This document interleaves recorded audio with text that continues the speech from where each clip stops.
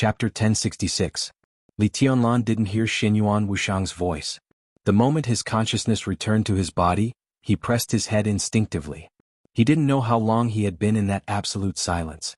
But the moment the shrinking starry sky and the light bands all over the sky disappeared, countless voices seemed to return at the same time. Li Tianlan felt as if there were millions or even more people talking in different languages, different contents, and different tones. All the voices were mixed together and suddenly became extremely chaotic. Blurred pictures appeared and disappeared with the voices. Li Tianlan began to feel familiar, but he couldn't see the content of the pictures at all. A lot of voices kept gathering in his ears.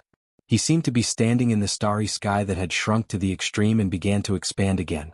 A blurry Qin Weibai stood in front of him. Her silhouette was so illusory that it seemed as if it could disappear at any moment. However, her entire body was emitting a hazy and dazzling light. Qin Weibai saw a divine wheel rise behind her. The divine wheels surrounded her silhouette. Each divine wheel carried a different scene. They turned into light and continued to merge with Qin Weibai. Qin Weibai's silhouette disappeared. In the end, she turned into a magnificent and majestic crown that was also extremely exquisite and gorgeous. This picture was completely fixed in Li Tianlan's mind. All the voices disappeared completely. The surroundings were quiet again. Li Tianlan, who was pale, wiped the cold sweat on his head and let out a long breath. Xinyuan Wushang had let go of his palm. The injuries they had suffered had healed. Li Tianlan froze for a moment and fell silent. Xinyuan Wushang took a step back and looked at Li Tianlan seriously. "Big brother, do you understand?" "Just now." Li Tianlan took a deep breath. "That's malice." Xinyuan Wushang said slowly, "It's just that the situation here is special. Big brother, you have a second heart now and sister-in-law is here. Otherwise I wouldn't dare to say anything. It's okay if you don't hear it. If you really hear it, we won't even know how we die." Li Tianlan was silent and subconsciously looked at Qin Weibai. Qin Weibai's face was slightly red. She shook her head slightly and then came to her senses. She said confusedly, "What happened just now? I feel a little dizzy." Li Tianlan was speechless for a moment. It was impossible for him to forget the injuries he and Xinyuan Wushang had suffered when they bore the malice of the world. If Xinyuan Wushang had not been there, he would have been at risk of dying from such injuries. But Qin Weibai only felt a little dizzy? Li Tianlan looked at Xinyuan Wushang and asked, "What's going on?" "It's probably because sister-in-law is special." Xinyuan Wushang smiled meaningfully. The malice of the world was indeed not something that Qin Weibai needed to worry about. To some extent, this person was equivalent to the physical projection of the Qin Weibai in the European continent. Xinyuan Wushang could never forget what he had experienced in the depths of Qin Weibai's consciousness. The scene, which was similar to the eternal furnace, was between reality and illusion, and was not affected by the world. Eternal furnace. To the spacetime corridor, it was a forbidden zone for the human race. At the same time, it was also a paradise for the human race. The most crucial transformation of every peak energy source of the human race was carried out in the eternal furnace. How did the human emperor of the human emperor palace and the god of war of the god of war's realm manage to leave the corridor of time and space? It was even allowed to cut off half of the miracle city? At that time, the two could not be regarded as masters among the top experts of the same level. Even now, Xinyuan Wushang could be sure that the two would not be a match for his father even if they joined forces. They could leave the spacetime corridor because they had gained a lot in the eternal furnace. These gains had turned into potential and even gave them the hope of catching up with his father.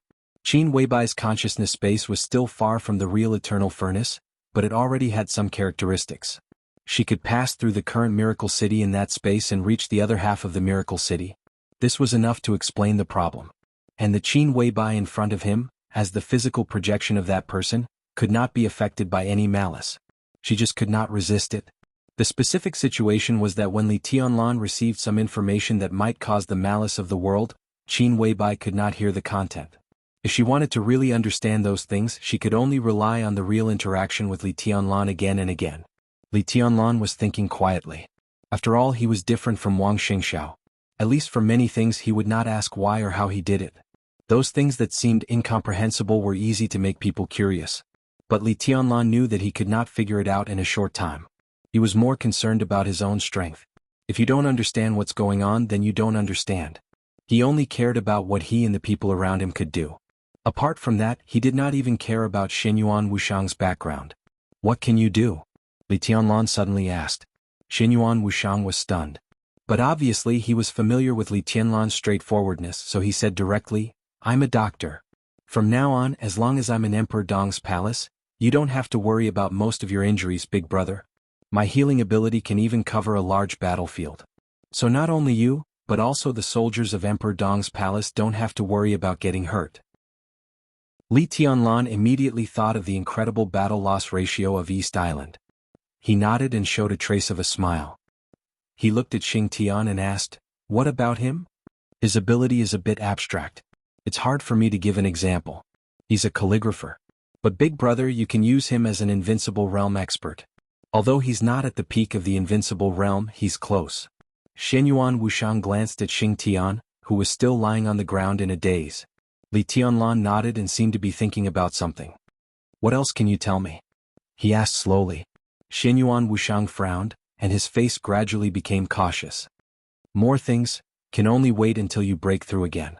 Only then can we work together to withstand stronger malice.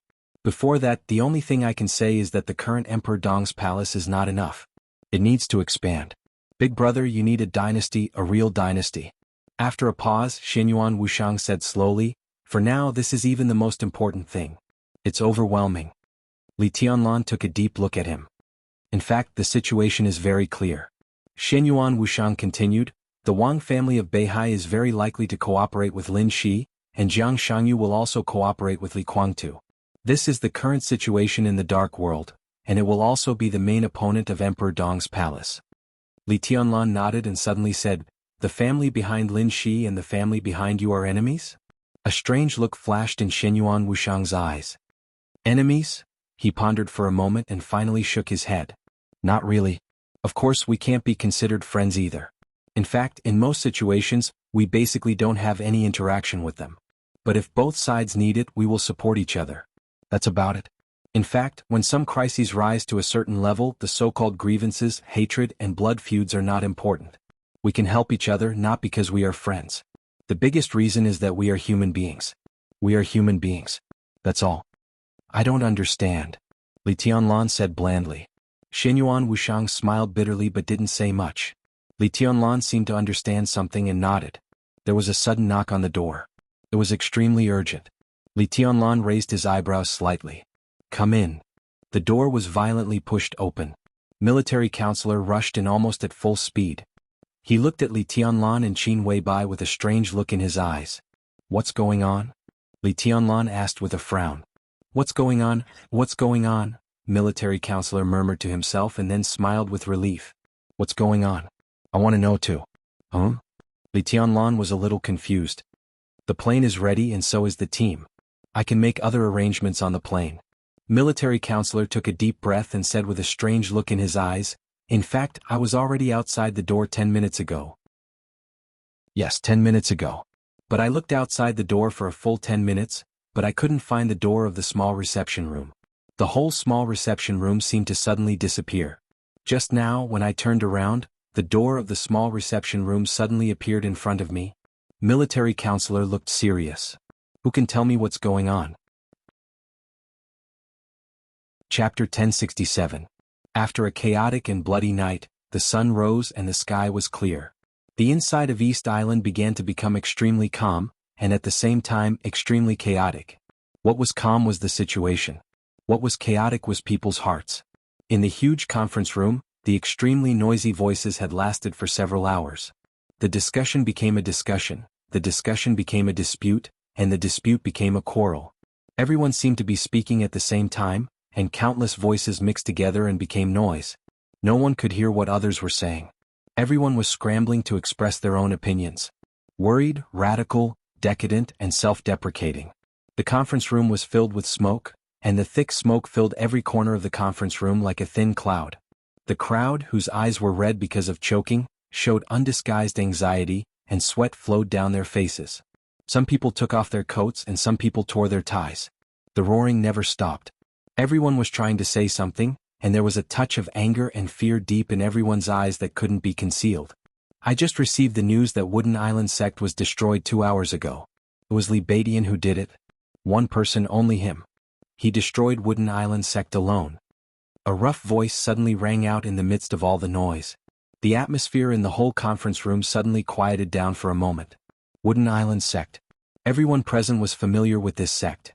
Although East Island was small, it had never been weak in martial arts. The development of martial arts was extremely prosperous, and all kinds of sects could be found all over the territory. A few years ago, East Island had 3 invincible realm experts. The 3 heads of Wuxia Palace, Liuhua Palace, and Jifeng Sword Raining School were also known as the 3 Grandmasters of East Island. Even some superpowers couldn't get 3 invincible realm experts. If you only looked at the number of people and not the specific strength, a few years ago, the number of invincible realm experts in Zhongzhou State was only 1 more than that in East Island. Perhaps because of the system of East Island, they had always attached great importance to the development of martial arts and the right to speak in the dark world. In addition to the 3 superpowers, various martial arts sects would also get different resources and support. Among them, Wooden Island sect was a relatively powerful martial arts sect. Although there had never been an invincible realm expert since its establishment, the leader of each generation was at least at the peak of the Thundershocking realm. In addition to the leader, Wooden Island sect could always maintain a lineup of about 3 to 5 Thundershocking realm experts. With such strength, except for forces such as Jifeng Sword Raining School, Wuxia Palace and Liuhua Palace, it could be regarded as a first-class martial arts sect in the whole East Island. And the most special thing was the location of Wooden Island sect. This was the closest martial arts sect to Heaven Capital. The elimination of Wooden Island sect meant that the power of Emperor Dong's palace had officially spread to the vicinity of Heaven Capital. Is there only Liuhua Palace? A middle-aged man in East Island, who was already a little bald, muttered to himself. Liuhua Palace. My Shiranui, that bitch. She's a bitch. What can she do? What else can she do? The roar came from the conference room again. Everyone's face was full of excitement. Liuhua Palace used to be the oldest martial arts force in East Island, and it was also the martial arts force that declined the fastest in recent years. But to some extent, they could also be regarded as the most prosperous martial arts force in East Island in recent years. The palace master of Liuhua Palace, Shinichi Miyamoto of the Invincible Realm, died in the hands of tribulation in the final battle of Heaven Capital. They, who had lost the Invincible Realm, did not become weak to some extent, because they had a very smart young palace master. Mai Shiranui, who was known as the young heavenly son of East Island. Her strength might be nothing at the beginning, but she was the first person to turn to the Purgatory of Heaven Capital after it appeared in East Island. The Purgatory of Heaven Capital took root in East Island. First, it supported Mai Shiranui to the position of the palace master of Liuhua Palace. Then it began to devour the interests of Liuhua Palace. And Mai Shiranui began to integrate the large and small sects in East Island with the support of the Purgatory of Heaven Capital. Li Kuangtu had never returned to East Island since the chaos in Snow Country. The power of the Purgatory of Heaven Capital in East Island was constantly weakening. In the process, Liuhua Palace was naturally suppressed. But Mai Shiranui was no longer the same Mai Shiranui. Facing the suppression from all sides, she gave up a lot of interests and weakened the connection with the Purgatory of Heaven Capital. During the 2 years when the Purgatory of Heaven Capital left East Island, Mai Shiranui compromised a lot, but the basic structure of Liuhua Palace was preserved. The connection between her and the Purgatory of Heaven Capital was almost non-existent. Now the whole Heaven Capital seemed to have become the foundation of Liuhua Palace. Mai Shiranui was indeed not a simple woman. But now she was only close to the strength of the half-step invincible realm. How could she defend Heaven Capital in the face of the aggressive Emperor Dong's palace? A cruel reality had been put in front of everyone. In one night, Situ Tsangyue and Saint swept the headquarters of Jifeng Sword Raining School and Wuxia Palace, but other experts of Emperor Dong's palace were not idle either. Lin Yuxian, Li Beidian, Bai Yuming, Du Hanin, Su Chu. These young people who had begun to grow up and were famous in the dark world now all entered East Island. 2 invincible realm experts fought against the 2 biggest martial arts forces in East Island. And these young experts did not stop for a moment and swept all the famous martial arts schools in East Island. They made full use of the time of one night. With the destruction of Wooden Island School by Li Beidian, the only martial arts school that could be said to have a deep foundation in the whole East Island was Liuhua Palace in Heaven Capital. Attack. We must attack. Teach Emperor Dong's palace a lesson and let them know that this is East Island.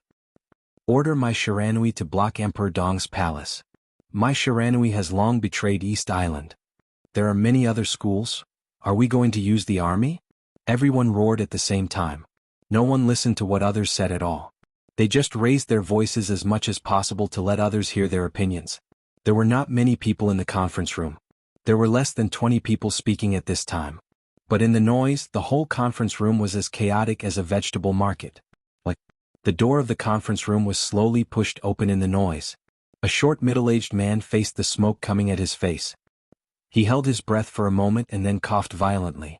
The smoke drifted along the open door of the conference room along with the noise. The middle-aged man coughed for a while, but no one noticed his arrival. He gasped and his face was red. When he finally came to his senses and saw the messy scene in front of him, his red face suddenly turned livid. "Bastard! Be quiet. Be quiet, all of you."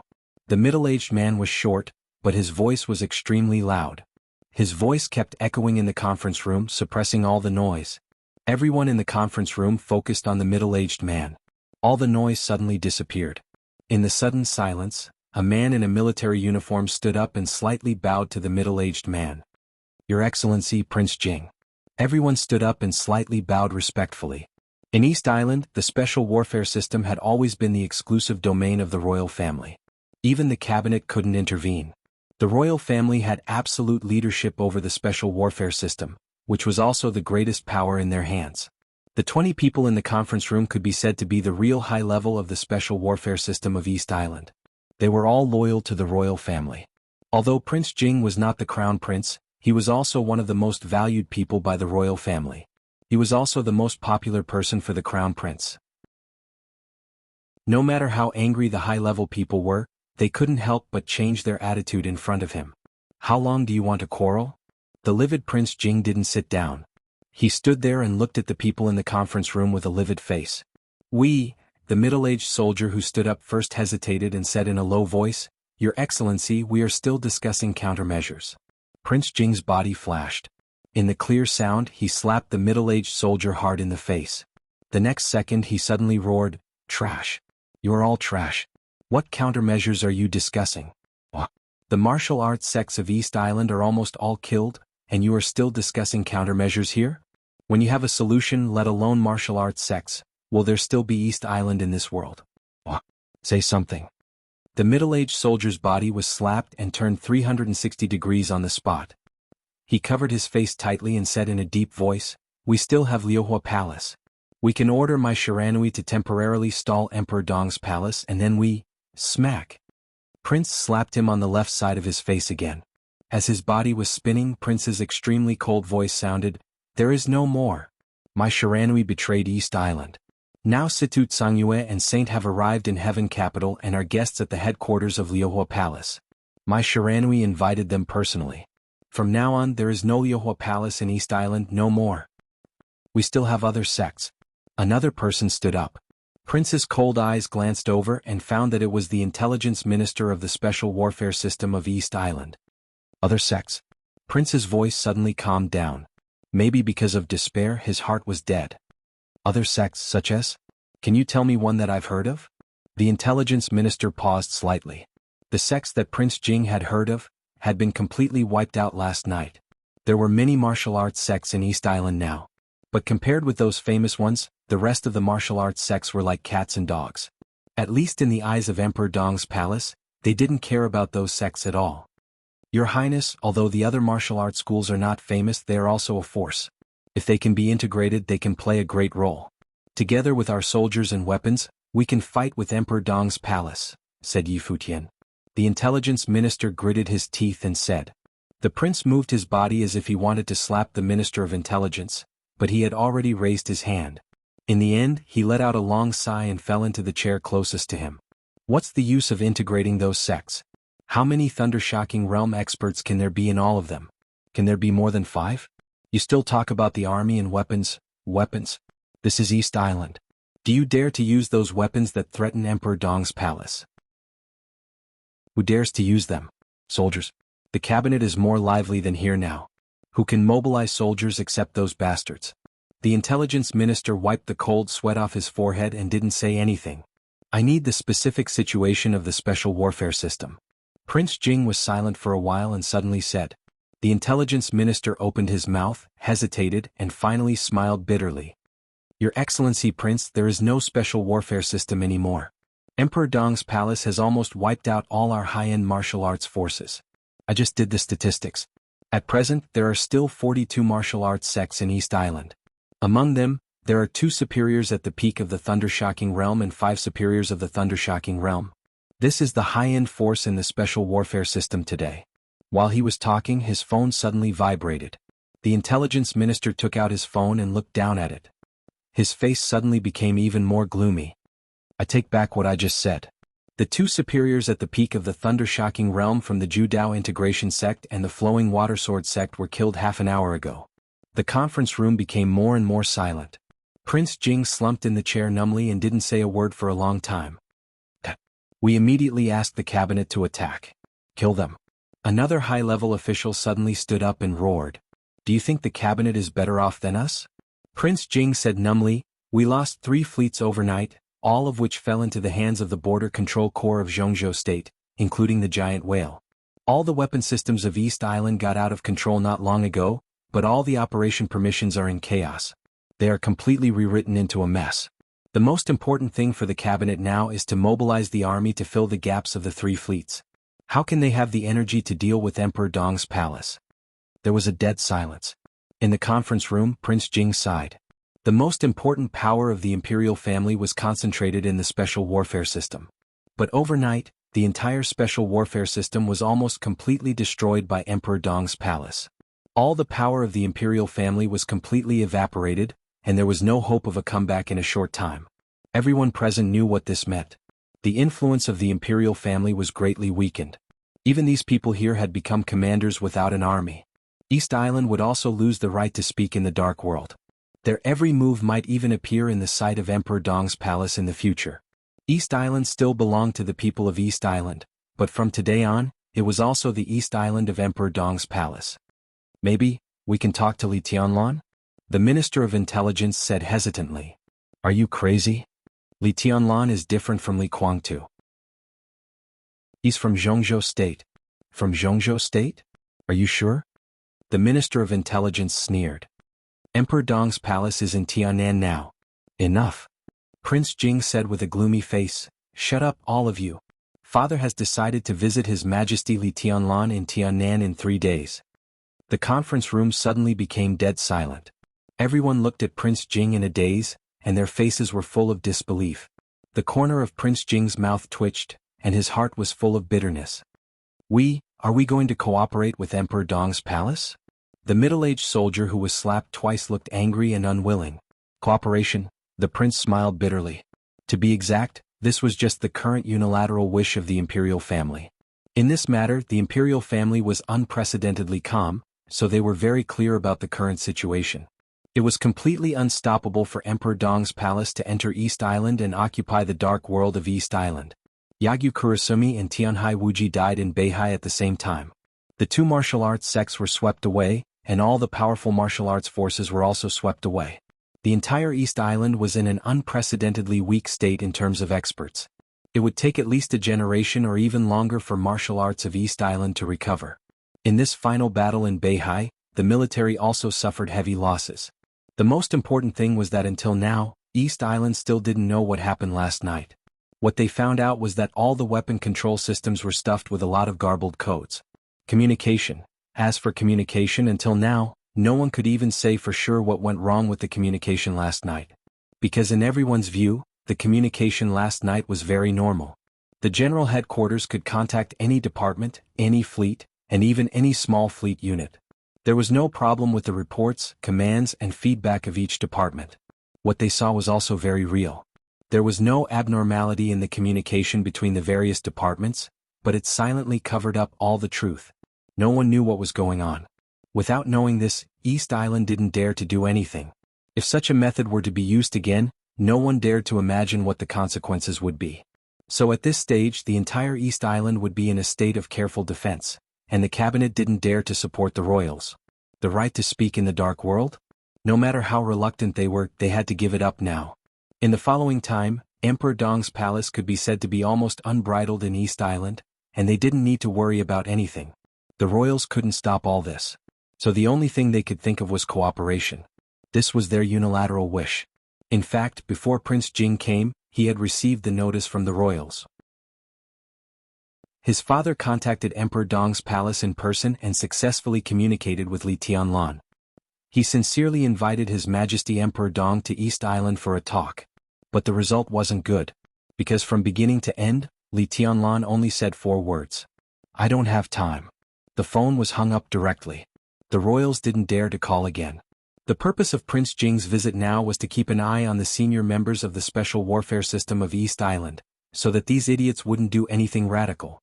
To be exact, he didn't want them to figure out how to deal with Emperor Dong's palace. "Now, it's time for us to show our sincerity," Prince Jing said blandly. He didn't say that Emperor Dong's palace didn't care about the so-called cooperation, and no one knew whether the cooperation would succeed or not. But since the other party had shown their attitude, the royals had to show their sincerity unless they fell out with them. As for falling out with them, how could they do that now? Everyone's face twisted when they heard this. Sincerity? How could they show their sincerity when the other party had already fought in front of them? Should they close their eyes and turn a blind eye? A bad-tempered special warfare general shouted this directly. Turn a blind eye? Prince Jing sneered. If you just turn a blind eye, what kind of sincerity is that? The royals hope that everyone here can show their sincerity. They hope that you can send a few representatives to cooperate with Emperor Dong's palace. I know you're not willing. In fact, no one is willing. But before we have the power to regain the right to speak in the dark world, I don't want anyone to do anything stupid. Do you understand what I mean? Silence. It was almost dead silent. In the smoke-filled conference room, everyone's faces were flushed with anger and unwillingness. Most people's faces were even turning purple from holding back their anger. But no one spoke. It wasn't that they didn't want to say it. They just didn't know what to say. That's all I want to say. Prince Jing said blandly, we need to send 2 representatives to cooperate with Emperor Dong's palace. Everyone who wants to go. Chapter 1068. It was snowing heavily in Heaven Capital. It had been snowing for nearly a day and a night. Snowflakes covered the whole city, dancing messily in the sky. The surroundings of Liuhua Palace were snowy and quiet. No one swept the snow and there were no pedestrians. The snowflakes lay quietly on the ground, and there seemed to be no signs of damage. Liuhua Palace was the tallest building in Heaven Capital, located in the center of Heaven Capital. It used to be a hotel, but after several years of renovation, it had become a multi-purpose building that integrated office, accommodation, training, catering, entertainment, and medical care. The famous Liuhua Palace was on the roof of this building, and it was about the size of a small villa. With the building of Liuhua Palace as the center, it was surrounded by a strictly planned land of about 1,000 acres. It was completely arranged according to the garden style of Zhongzhou State, with pavilions, terraces, small bridges, and flowing water. It was beautiful and quiet. Snowflakes fell layer by layer, and in the white, this huge garden had a kind of dreamy beauty. Outside the garden was the streets of Heaven Capital. Given the size and population of East Island, there were no quiet streets in East Island at all. There was an endless stream of people and cars on the streets. The snowflakes on the streets had melted, and the snowy ground was a mess after being stepped on. The melted water flowed on the streets, and then evaporated in the continuous traffic. Quiet, beautiful, and dreamy. It was noisy, chaotic, and noisy. Everything inside and outside the garden, it was like 2 distinct worlds. This place is really good. Li Baidian sighed softly as he stood on the observation deck of the flowing fire palace.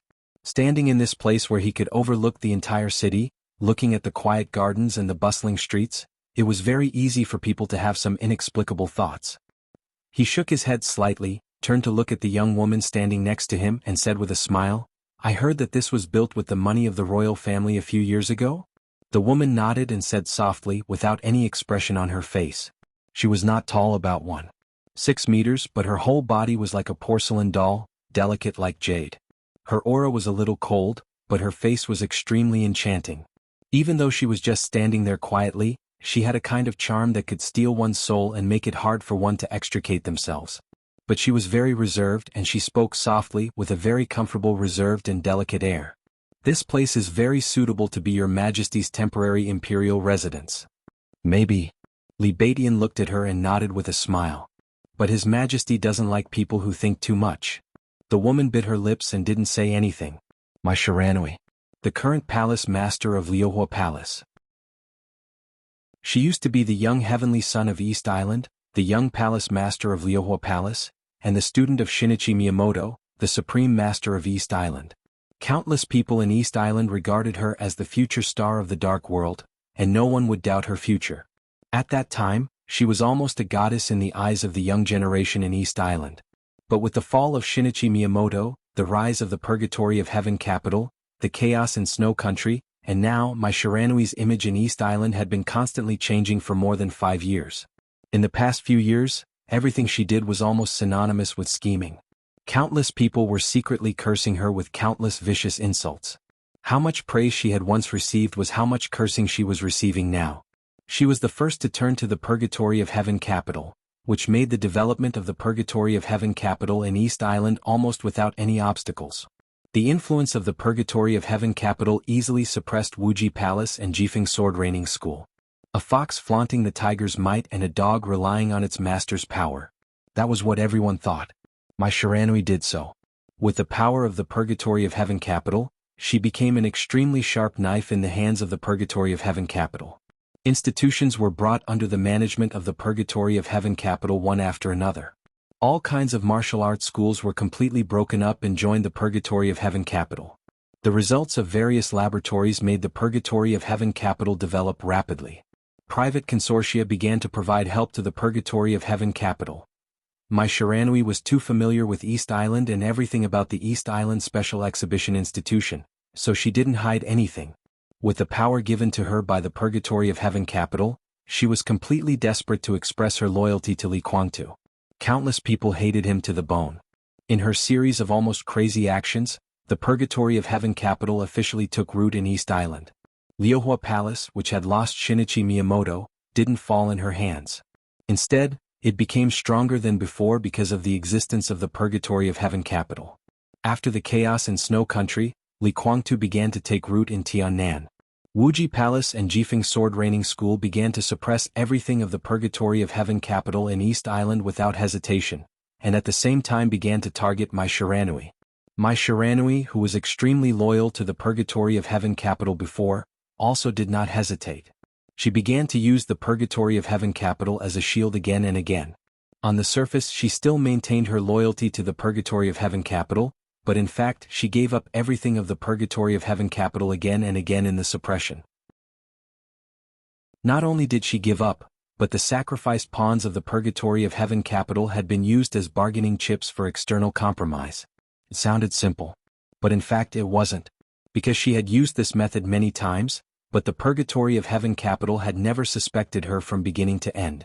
Until half a year ago when the second superior of the invincible realm of the Purgatory of Heaven capital, Daybreak, returned to Tiannan from East Island, Mai Shiranui, who thought she was well prepared, finally revealed her true thoughts. In the constant suppression, the remaining power of the Purgatory of Heaven capital in East Island was almost completely cleared out by her. And now, the manor that originally belonged to the headquarters of the Purgatory of Heaven capital was directly occupied by Mai Shiranui. The Wangtian Pavilion of the Purgatory of Heaven capital became the current Liuhua Palace. She gave up all the interests outside Heaven capital in exchange for the temporary concessions of Wuxia Palace and Jifeng Sword Reigning School.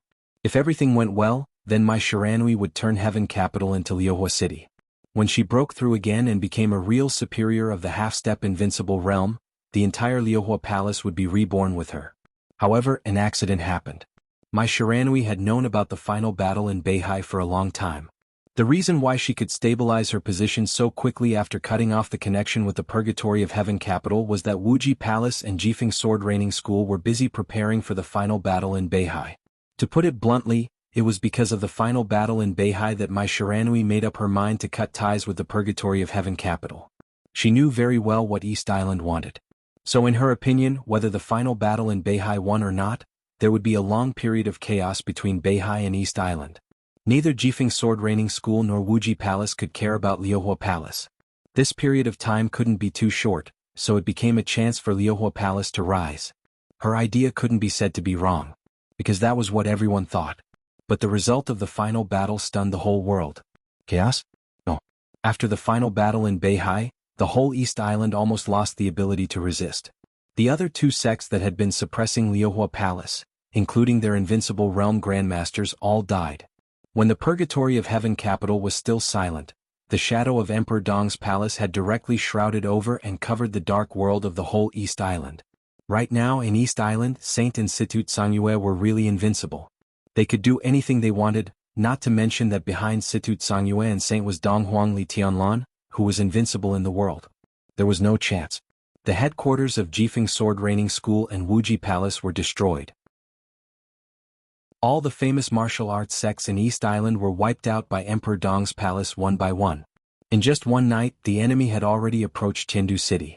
Mai Shiranui had thought of resisting, but it was just a thought. She knew very well. There was no chance at all. At the beginning, the Purgatory of Heaven capital cooperated with the royal family to gain a foothold in East Island. Anyway, at that time, after reaching an agreement with the royal family, the Purgatory of Heaven capital appeared in front of the people of East Island as a guardian. But now, Emperor Dong's palace, there was no cooperation, no agreement.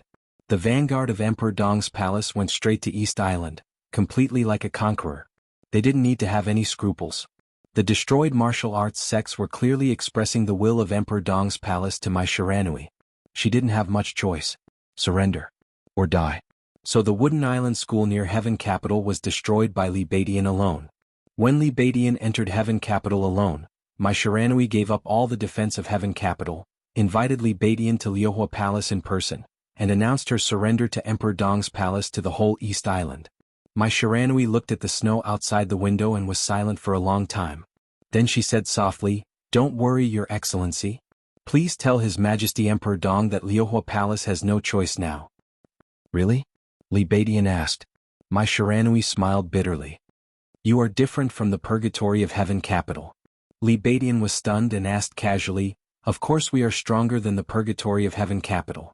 In fact, in our eyes, the Purgatory of Heaven capital is already a part of Emperor Dong's palace." This might be difficult for some old people of the Li family, especially those who were loyal to Li Guangtu, to accept, but it was true. The current Emperor Dong's palace had surpassed the Purgatory of Heaven capital in all aspects. Even the Purgatory of Heaven capital in its strongest period couldn't compare with it. In terms of experts, there was no need to doubt Li Tianlan's strength. In the absence of Wang Tianzong, Li Tianlan was now the well-deserved number one. Below Li Tianlan, there were two invincible realm experts, Saint and Situt Sangyue. Situt Sangyue's potential might be a little poor, but Saint had been making progress. His final destination was hard to say, but it was not difficult for him to reach the peak of the invincible realm.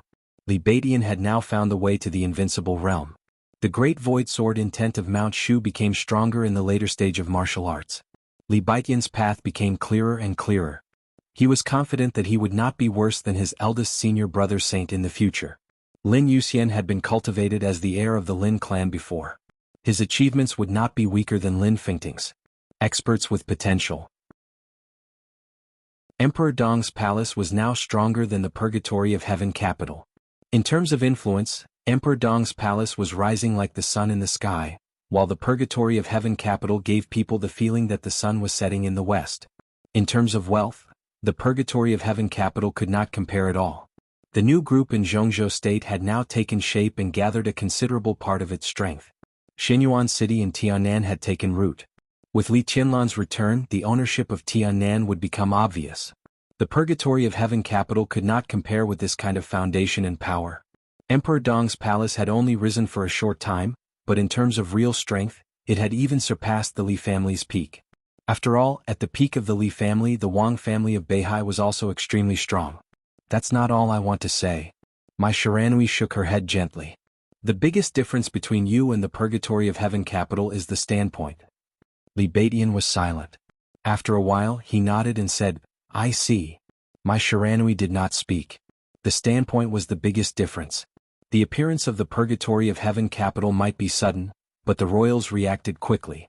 They invited Li Guangtu, and Li Guangtu did not refuse the olive branch extended by the royals and agreed to cooperate with them. In that state, the Purgatory of Heaven capital might not be recognized by Wuji Palace and Jifeng Sword Training School, but it was recognized by the royals. Mai Shiranui could turn to the Purgatory of Heaven capital for the first time, but she actually did not betray anything. Even strictly speaking, she only betrayed the idea of Liuhua Palace, Jifeng Sword Training School, and Wuji Palace competing with each other but advancing and retreating together. Jifeng Sword Training School and Wuji Palace would exclude her, but if she did not do so, Jifeng Sword Raining School and Wuji Palace would annex Liuhua Palace at once. She turned to the Purgatory of Heaven capital and could always be said to be a member of the special warfare system of East Island. And Emperor Dong's palace. This time they came to East Island with the attitude of conquerors. In the current situation of East Island, there was no room to fight back. The royals might still have some hope. But Mai Shiranui knew very well that Emperor Dong's palace could not cooperate with the royals. With Li Tianlan's overbearingness, he just wanted Emperor Dong's palace to take root in East Island without being recognized by the royals. All the martial arts schools that disagreed had now been destroyed.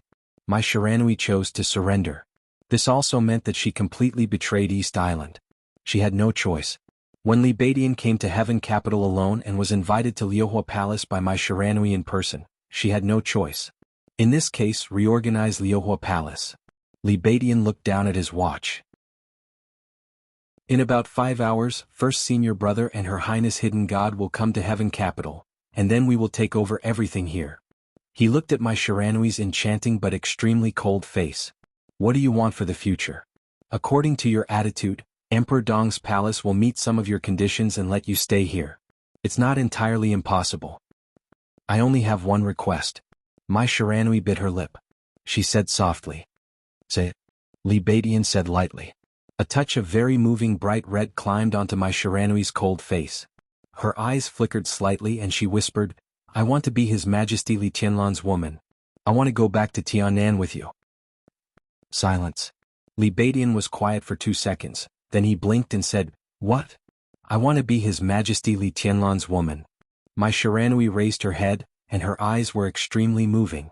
At this moment she finally remembered her first encounter with Li Tianlan in Heaven capital a few years ago. Mai Shiranui was in a trance. At that time she never thought that the injured peer standing in front of her at that time would now become Emperor Dong who shocked the dark world. Do you think it's possible? Li Badian looked at Mai Shiranui incredulously. She wanted to be the hostess of Emperor Dong's palace with only Liuhua Palace? Even if she was one of the hostesses, this woman was simply crazy. Am I not beautiful enough? Mai Shiranui tilted her head. Li Badian was stunned. In all fairness, Mai Shiranui was indeed a stunning beauty. But to be Li Tianlan's woman, everyone would ignore Mai Shiranui's beauty. No matter how beautiful you are, can you compare to Qin Weibai? Li Badian felt that Mai Shiranui was really crazy. It's not up to you to decide. Mai Shiranui whispered, You can contact His Majesty East Emperor now. This is my only request. Liuhua Palace is not enough and I am not beautiful enough. What if I add you? What do you mean? Li Badian frowned. If he doesn't agree, Mai Shiranui lowered her head. She whispered, I'll kill you, then turn to the royal family, hide my identity and wait for an opportunity. The corner of Li Baiqian's mouth twitched.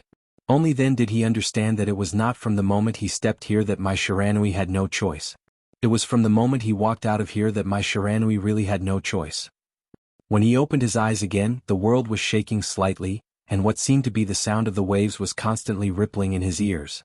The narrow space in front of him was constantly shaking, and the dim light refracted chaotic shadows in his sight. Where am I?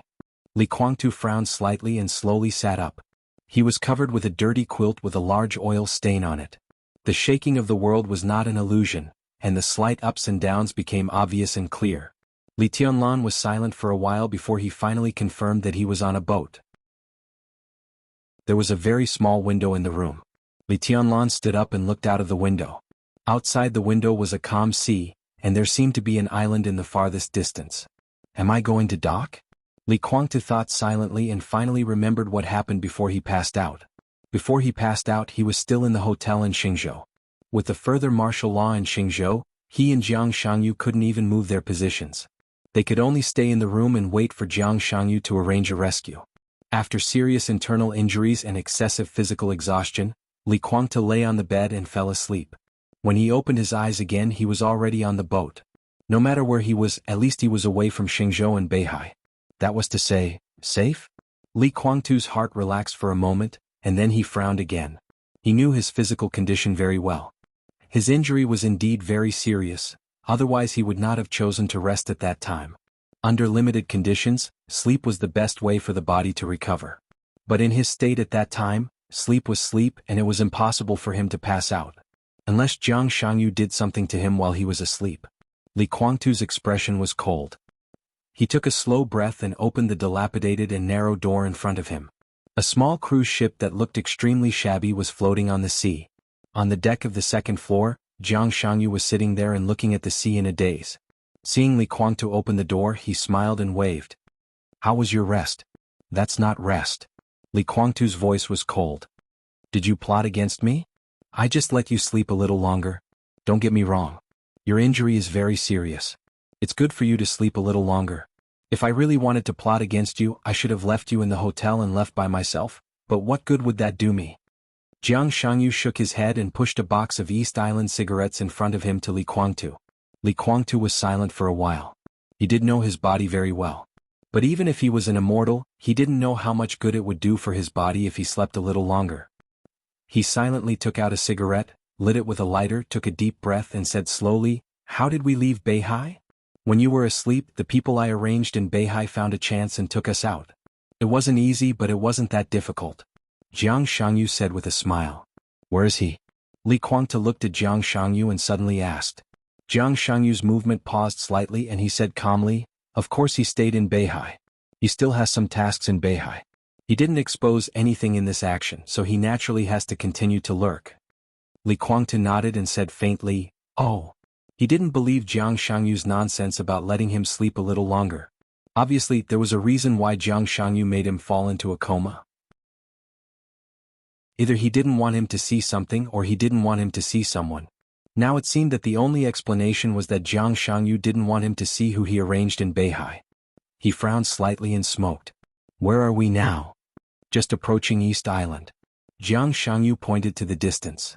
"About 40 nautical miles away there will be an island. Nominally, it's the territory of East Island. In fact, I bought it a few years ago. It's my property. We need to discuss something there." "We?" Li Guangtu raised his eyebrows. Jiang Shangyu said, "Yes, there's another distinguished guest." After a pause, he smiled and said, "It wasn't easy to invite him to the island. However, he's just a pitiful person. Everyone is the same, so there's a basis for cooperation. Although I don't know what the outcome will be today with the current situation, we can still negotiate." Li Guangtu was silent, and he didn't bother to ask who the so-called poor guy was. Anyway, he would see him later and he was never very curious. "You slept for nearly 10 hours and I want to know what happened during these 10 hours. What happened?" Jiang Shangyu also took out a cigarette and lit it. "Go ahead," Li Guangtu said with a poker face. He didn't think anything big could happen in 10 hours, but Jiang Shangyu suddenly said this at this time, so obviously something did happen. Beihai and Emperor Dong's palace turned against each other. Jiang Shangyu said simply. Li Guangtu glanced at Jiang Shangyu in surprise. The final battle of Beihai had just ended, and Beihai and Emperor Dong's palace turned against each other? Although he knew it would happen sooner or later, it was too fast. Did Li Tianlan make too much demand for the victory just now? But in the current situation of Beihai, what on earth did Li Tianlan make up his mind to turn against Wang Xingxiao? The most important thing was, Li Guangtu thought for a moment. Is Wang Xingxiao still alive? Of course. Jiang Shangyu laughed. Not only is he alive, but he's living very well. When we were still hiding in the hotel, Wang Xingxiao had already arrived in Kanglan. The joint forces were finished, and all the people of the joint forces in Kanglan were wiped out. Wang Xingxiao did it himself. He killed thousands of people of the joint forces alone. Li Guangtu's pupils suddenly contracted, and he didn't say anything for a while. A natural question had come to his mind. How is this possible? More than that, after solving the problem in Kanglan, Wang Xingxiao went to Tiannan and fought with Li Tianlan. Jiang Shangyu continued to speak. Wait. Li Guangtu frowned tightly. I was in a coma for 10 hours? He reconfirmed the time of his coma. Jiang Shangyu nodded. 10 hours. So, Li Guangtu took a deep breath and said, You want to tell me that Li Tianlan didn't die but still has fighting capacity? In 10 hours you and I both know Li Tianlan's sword at that time. We can feel his aura. In that case, it's incredible that Li Tianlan didn't die. Even if he was lucky, his foundation would have been destroyed. To say the least, he should at least be seriously injured and dying. It's only been 10 hours. How did he recover his fighting capacity? Jiang Shangyu was silent for a long time before he slowly said, I don't know. Li Guangtu still wanted to say something, but Jiang Shangyu had already shook his head and interrupted Li Guangtu. I know what you want to say. It may be incredible, but the fact is that Li Tianlan not only has the fighting capacity, but also has no sign of injury from all aspects of performance. Not only is he not injured, but from all aspects of performance, Li Tianlan is likely to have broken through the invincible realm. He is stronger than a few hours ago, much stronger. The muscles at the corner of Li Guangtu's mouth twitched uncontrollably. Of all the people, he was undoubtedly the last to hear the news. Others might have grudges against Li Tianlan, but he only had obsession with Li Tianlan. He wanted to take back everything that belonged to him. He wanted to take the Li family back to the peak position, instead of watching Li Tianlan push the Li family to the peak position. For Li Tianlan and Emperor Dong's palace, he had too many complicated thoughts that he couldn't tell others. He saw Li Tianlan getting stronger and stronger, saw Emperor Dong's palace growing stronger, saw more and more helpers around him, saw more and more resources under his control, saw the purgatory of heaven capital being surpassed little by little, and then left further and further behind. Others saw it with fear. In Li Guangtu's eyes, all this made him extremely angry. Before Li Tianlan broke through the invincible realm, Li Guangtu was already no match for him. Now he officially entered the invincible realm. Li Guangtu only felt that his heart was very cold. It was cold without a trace of warmth. Invincible realm? The invincible realm of others was completely different from Li Tianlan's. The most intuitive point was that Li Tianlan had no bottleneck in the invincible realm. Not at all. His greatest piece was the threshold from half-step invincible realm to the invincible realm. Now he directly crossed over, which meant that Li Tianlan could stabilize his realm in the shortest time, and then reach the peak of the invincible realm. He could naturally break through the peak of the invincible realm to reach his current realm, and then surpass him and catch up with Wang Tianzong. Li Guangtu's heart kept sinking. For the first time in most of his life, he experienced the feeling of despair because of a piece of news. He had to kill him. He had to kill him as soon as possible. If it was any later, it would really be too late. Is that what you want to say? Li Guangtu's voice was low and hoarse.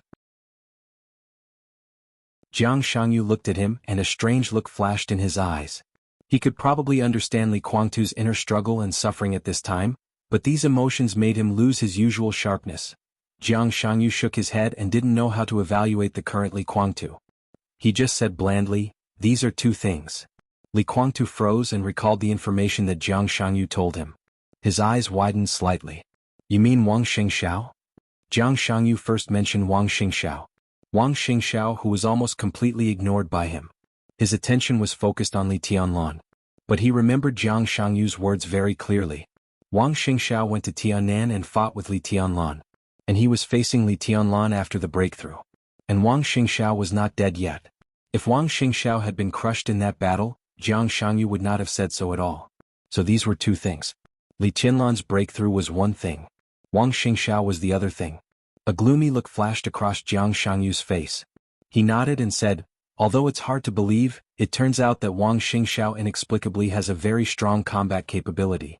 According to his performance in Tiannan, his comprehensive strength is even not weaker than Wang Tianzong before the breakthrough. At present, my people can't determine the reason, but Wang Xingxiao's strength has soared. I want to say that now we are not only no match for Li Tianlan, but even if we are alone, I'm afraid we won't be a match for Wang Xingxiao." Li Guangtu sat stiffly in place and did not speak for a long time. There was a very clear stupor on his face and eyes. The silence had been going on. The shabby small cruise ship was bumping forward on the sea. "What are you thinking about?" Jiang Shangyu took the initiative to ask. Li Guangtu's body moved. He didn't seem to have changed, but his spirit seemed to have aged a lot all of a sudden. "One day," Li Guangtu shook his head and said, "It's not even a day. 10 hours. He laughed self-deprecatingly and said, "I suddenly find that I'm really old. It seems that my era is really going to pass. In my impression, Senior Li Guangtu is not a person who will give up easily." Senior Li Guangtu. It was the first time that Li Guangtu heard Jiang Shangyu call him that. He shook his head and said, "I can't say that I give up. And this kind of thing can't be solved by giving up. Our only choice is to move forward." "That makes sense." Jiang Shangyu nodded. Li Guangtu fell silent again and stopped talking. The cruise ship moved forward on the sea, and the outline of the island ahead had become clear. Li Guangtu, who had been silent for a long time, let out a long sigh, stood up and looked at the island ahead. Jiang Shangyu's fingers moved as if he wanted to stop something, but in the end he did not move. In the next second, Li Guangtu's body suddenly tightened. and the aura all over his body suddenly became extremely sharp and cold. His injuries were still extremely severe, and his sword chi was not obvious. However, at this moment, his entire body seemed to have suddenly transformed into a divine weapon that revealed its edge, and his entire body carried a terrifying sharpness. Jiang Shangyu remained calm and lit another cigarette. Li Guangtu's eyes narrowed slightly, and he stared at a figure on the shore. The figure stood in front of the small dock and seemed to be welcoming his cruise ship. When Li Guangtu saw him, he also saw Li Guangtu. The aura of the two of them was equally weak. But their eyes met in the air, sharp and gloomy, and there seemed to be sparks in the empty space. The whole sea suddenly had a very strong smell of gunpowder. "This is the distinguished guest you invited? That poor guy?" Li Guangtu sneered, and his voice was cold without any warmth. "Yes." Jiang Shangyu lowered his voice slightly and said, "He is a good entry point for us." "I agree." Li Guangtu said blandly, "In that case you have a good cooperation. I won't accompany you." Jiang Shangyu was stunned. He knew. Li Guangtu saw that the other party would have a reaction, but he did not expect that the reaction would be so big. This was completely the rhythm of directly turning hostile. Jiang Shangyu was a little helpless. "Senior, why are you so stubborn? We may not be able to let go of the past hatred, but at the moment, it is not the most important thing after all.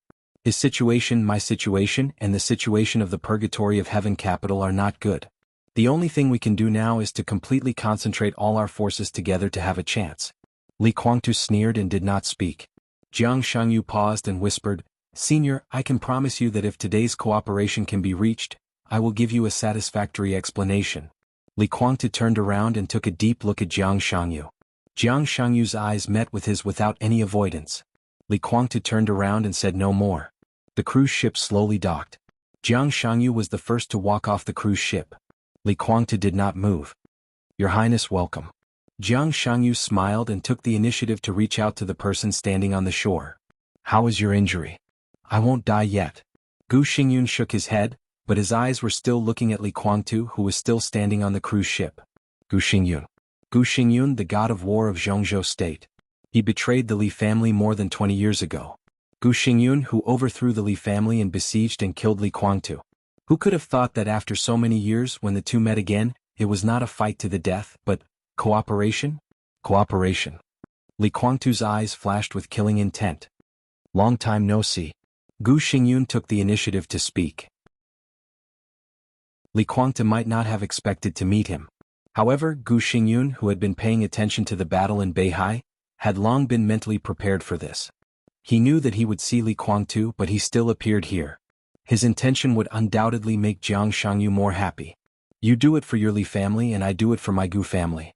All the grievances can be settled in the future. At least now we have the same survival crisis and the same opponent." Gu Xingyun continued to speak. Li Guangtu took a deep breath and slowly walked out of the cruise ship. "The infrastructure on the island is not perfect. Seniors, let's talk as we walk. Cooperation depends on sincerity, not on location." Jiang Shangyu smiled and said, "I chose this place mainly because it is hidden enough and convenient enough." "Hidden? Does it make sense?" Li Guangtu glanced at Gu Xingyun. As soon as he saw Gu Xingyun, he had already guessed the content of this cooperation. "It still makes sense." Jiang Shangyu laughed. "I want half." Without any roundabout or probing, Li Guangtu directly said, "This is the bottom line. If there is no half, then there is no need to talk." Jiang Shangyu's expression froze slightly. Gu Xingyun was slightly stunned, and then a burst of anger rose directly from his heart. Perhaps many years ago, Gu Xingyun would be respectful to Li Guangtu. But now why? Impossible. Gu Xingyun directly sneered and said, "Give you half? If I can give you half, why can't I give Li Tianlan half? At least if I give Li Tianlan half, I can get a clear promise and I can keep more. We are standing here now to resist Li Tianlan. If I give him half of it, do you think he will still attack me?" "Yes."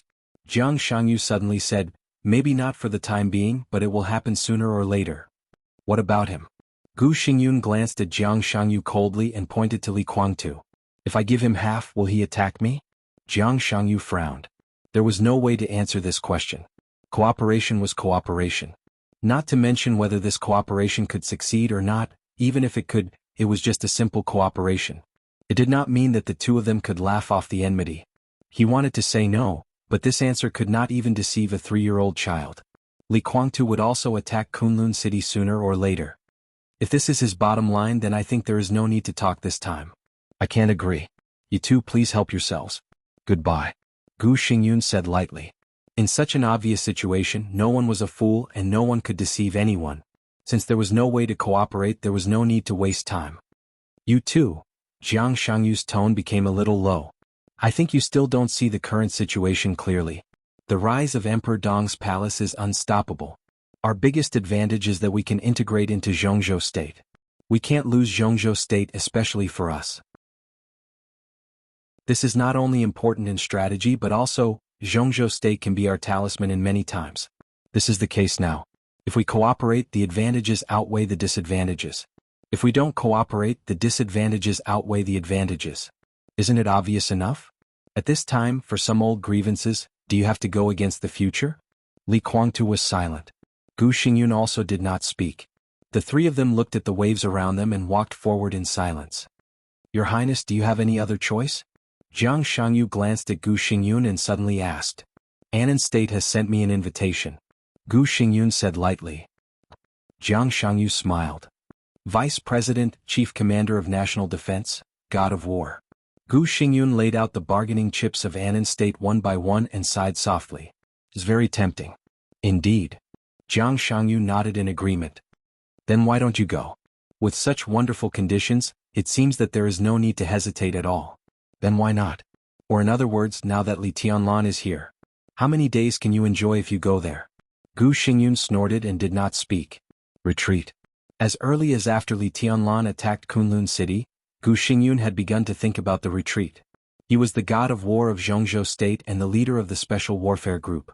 This identity was destined to make it difficult for Li Tianlan to touch him in a short time, or even replace him in a short time. That was to say, Gu Xingyun was safe for the time being. In his position, if Li Tianlan wanted to make Kunlun City beyond redemption, the first thing he had to do was to let the new group suppress the Special Warfare Group, and then weaken and dismember the Special Warfare Group little by little. When Kunlun City completely became a general without an army and was pushed by everyone, Li Tianlan would do his best to completely end Kunlun City. This was undoubtedly the way for Gu Xingyun to learn the lesson of the Li family. At that time, the Li family and the Wang family of Beihai worked together to form the Southeast Group. When summer solstice came to them to ask for cooperation and secretly integrated the Southeast Group, the Li family was completely exposed without any protection. This was undoubtedly a failure. The Special Warfare Group was now Gu Xingyun's biggest protection. However, judging from the current development speed of Li Tianlan and Emperor Dong's palace, the protection of the Special Warfare Group obviously could not keep the wind and rain for too long. As Li Tianlan became stronger and stronger, the whole Special Warfare Group might soon be completely smashed by Li Tianlan. If Gu Xingyun put down his pride, he could still shamelessly stay in the position of the god of war for a few years. But he had been preparing for a retreat. Annan State seemed to be a good choice. The other party was very sincere. As long as Gu Xingyun was willing to go there, all the other parties' promises would be fulfilled immediately. But the so-called going there was not a job hopping from the company. Seriously speaking, as long as Gu Xingyun went there, it meant that Kunlun City and Gu Xingyun officially committed treason. The god of war openly committed treason. Zhongzhou State was bound to be furious. This kind of anger was not incompetence, but it had to be put into action. Zhongzhou State also had the strength to put into action. The biggest source of confidence came from Li Tianlan. Gu Xingyun believed that as long as he publicly went to Annan State, Li Tianlan would take the order of Zhongzhou State and directly kill him in Annan State in the shortest time without any mercy. What could Annan State say to deal with the traitor of treason? Even if they could say something, who would listen to them? Maybe Li Tianlan had been waiting for this day. Jiang Shangyu asked him how long he could enjoy in Annan State. It would not take long at all. He might even die in Li Tianlan's hands in less than a day. So although this seemingly good option had been hovering in Gu Xingyun's mind, he never dared to do it. He originally wanted to linger on in Zhongzhou State for a few years to see the situation, but he received a call from Jiang Shangyu. The cooperation was proposed by Jiang Shangyu. Gu Xingyun thought about it and felt more interested. So he came here. This cooperation might still seem risky, but at least it was more reliable than escaping to Annan State. Only half. This was completely beyond the bottom line that Gu Xingyun could accept. He would not choose Annan State, but there was no need to choose Jiang Shangyu and Li Guangtu. He could also choose to surrender to Li Tianlan. Li Guangtu and Li Tianlan would deal with him in the end.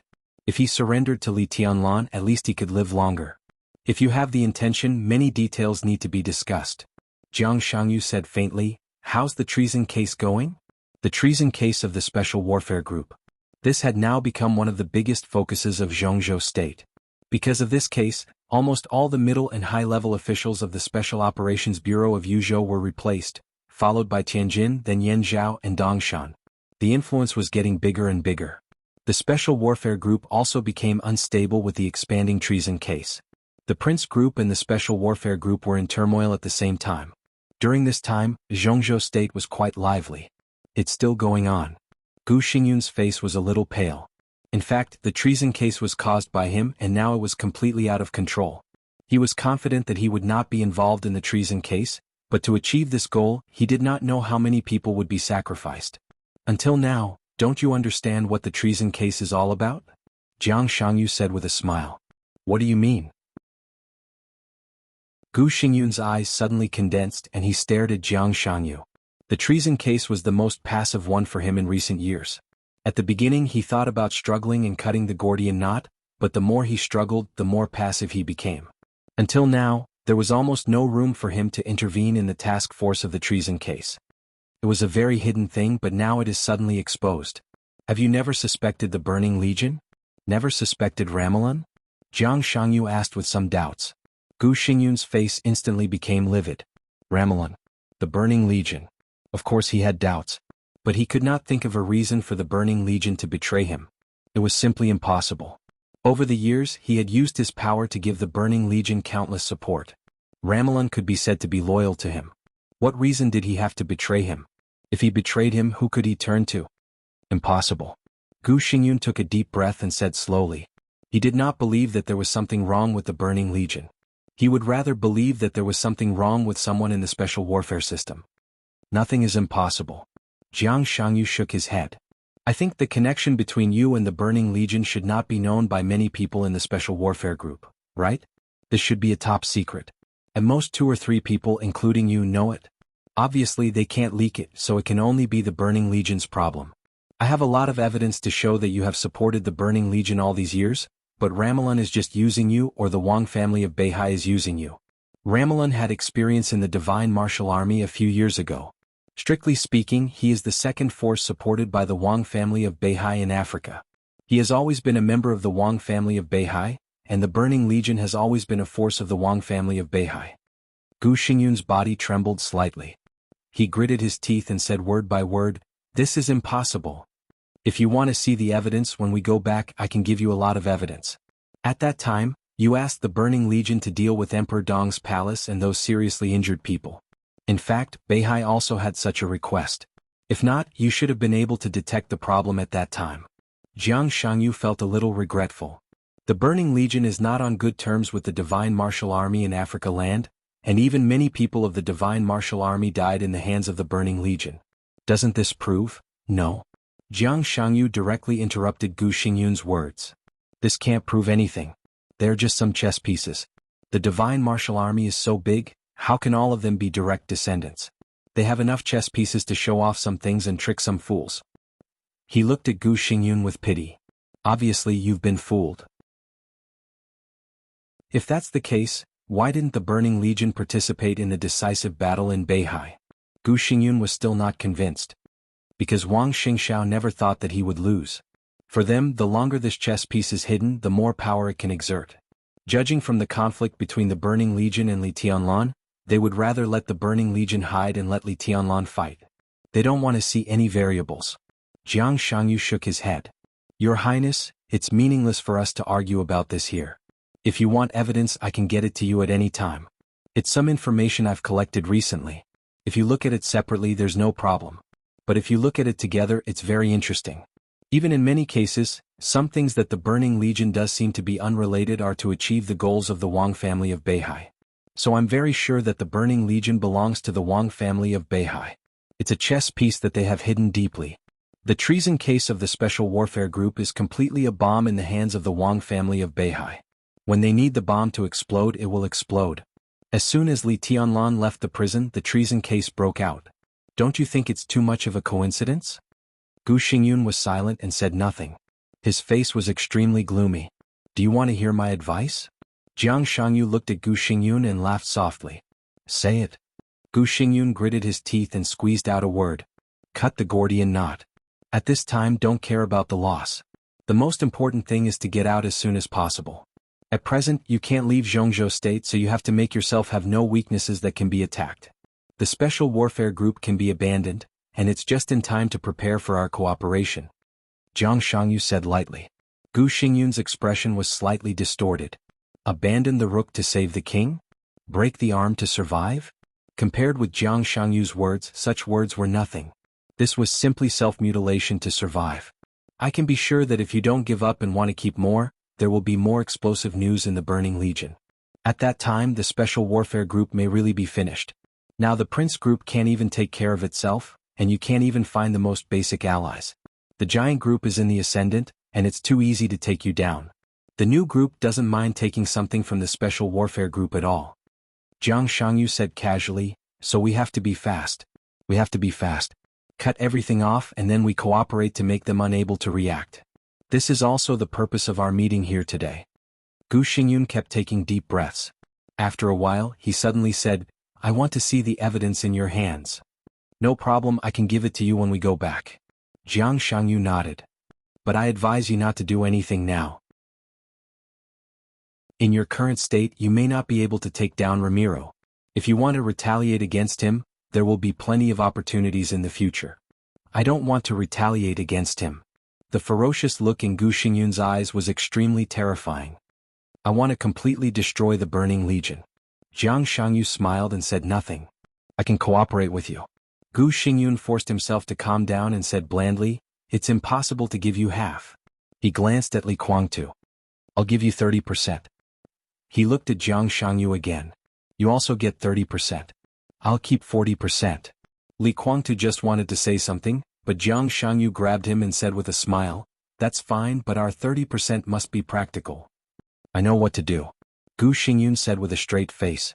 30%, 30%, 40%. It was not about interest. It was about duties.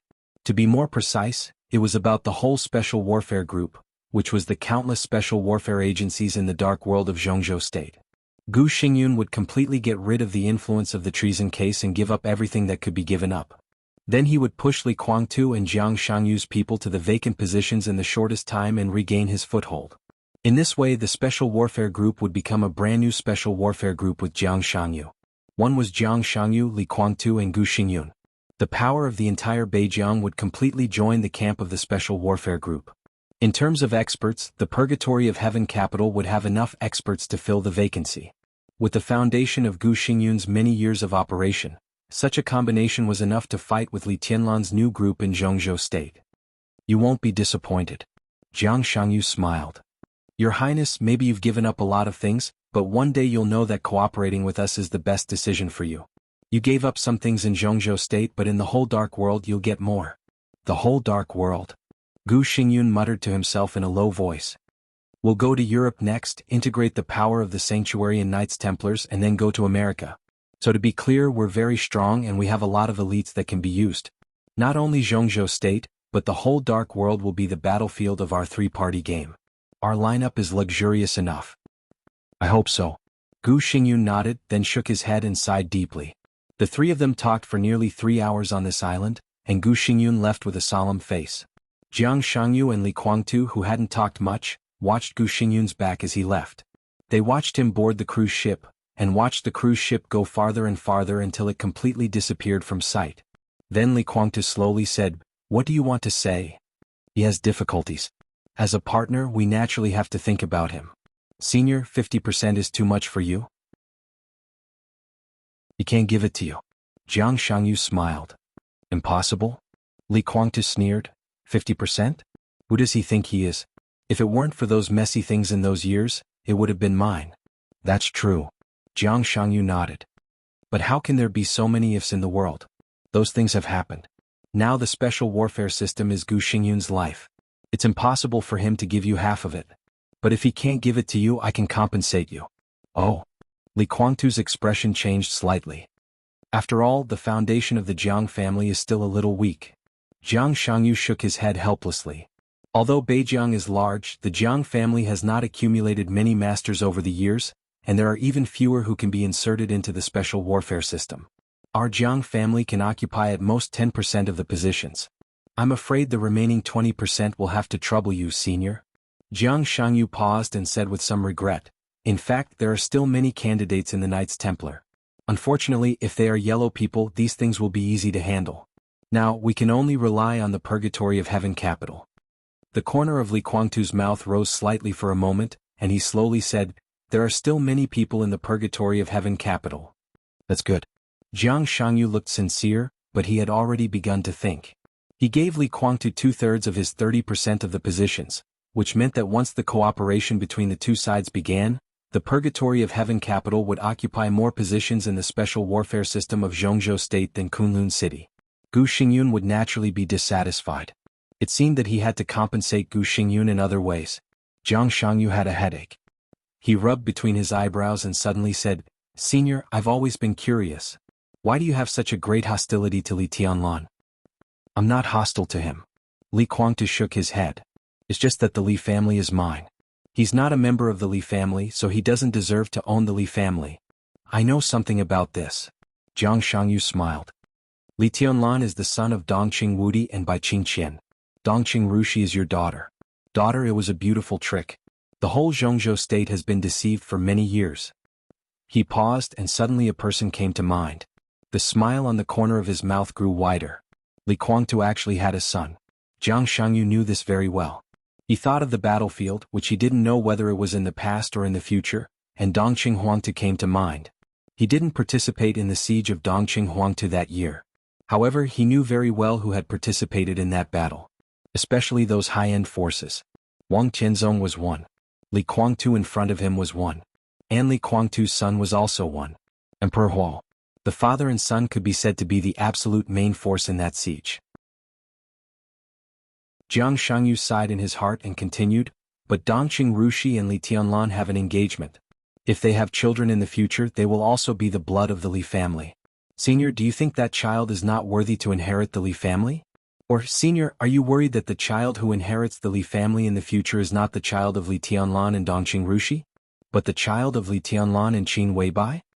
Li Guangtu was silent for a long time and then slowly said, Li Tianlan is not worthy. Jiang Shangyu didn't let go of this topic. He just said lightly, but the Li family will always be inherited. Li Guangtu turned and looked at Jiang Shangyu silently.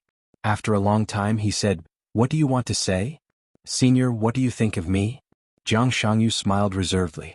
I don't know if I'm worthy of your daughter in your heart. Li Guangtu was stunned for a long time before he understood. You want Rushi? Dongqing Rushi? Jiang Shangyu smiled and said, She should not belong to me, but Dongqing Yueshan or Li Yueshan should belong to me. If we can be together in the future, our child will be surnamed Li and inherit everything of the Li family. What do you think, Senior? Li Guangtu looked at Jiang Shangyu with a faint smile. Rushi and Moon God are just two personalities. I don't mind those. Jiang Shangyu shook his head. Why, have you given up the girl from Kunlun City? Li Guangtu continued to ask. Jiang Shangyu smiled and said nothing. Li Qingqing in this era should also belong to Jiang Shangyu. But it was another Jiang Shangyu. And he only wanted Li Yueshan. I can promise you. And convince Moon God. Li Guangtu slowly turned around and looked at the endless sea ahead. But you have to wait until Li Tianlan dies. The plane moved all the way over Nanyun province. Li Tianlan casually looked at the sea of clouds outside the window and listened to military counselor reporting the goal of this trip in front of him. Your Majesty, our team is full of very professional talents, and there is also a very professional negotiation team. I have had a brief communication with others on the phone, but they hope to meet with Your Majesty in the near future. Military counselor said slowly. Li Tianlan withdrew his gaze and glanced at him. He handed him a cigarette and said, People from the North Group? A lot of them are. Military counselor nodded. The North Group was the focus of military counselor's strategy over the years. This group, which had been glorious but now was getting more and more down but was unwilling to withdraw from the power stage, undoubtedly needed some new changes. Some of military counselor's ideas could be said to hit it off well with them. And Li Tianlan's new group could not be separated from the support of the North Group in all aspects. No new group could promote new people at will. The so-called new of the new group referred to the position, and people were, after all, a new circle formed by people who had reached a certain status.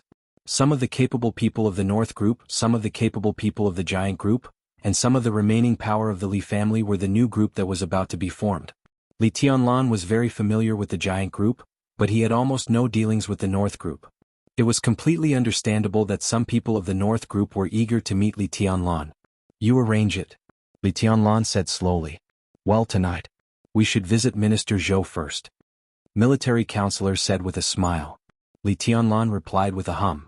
Zhou Yunhai, one of the directors of Zhongzhou State. He would still be the leader of the North group after the election and would not join the new group.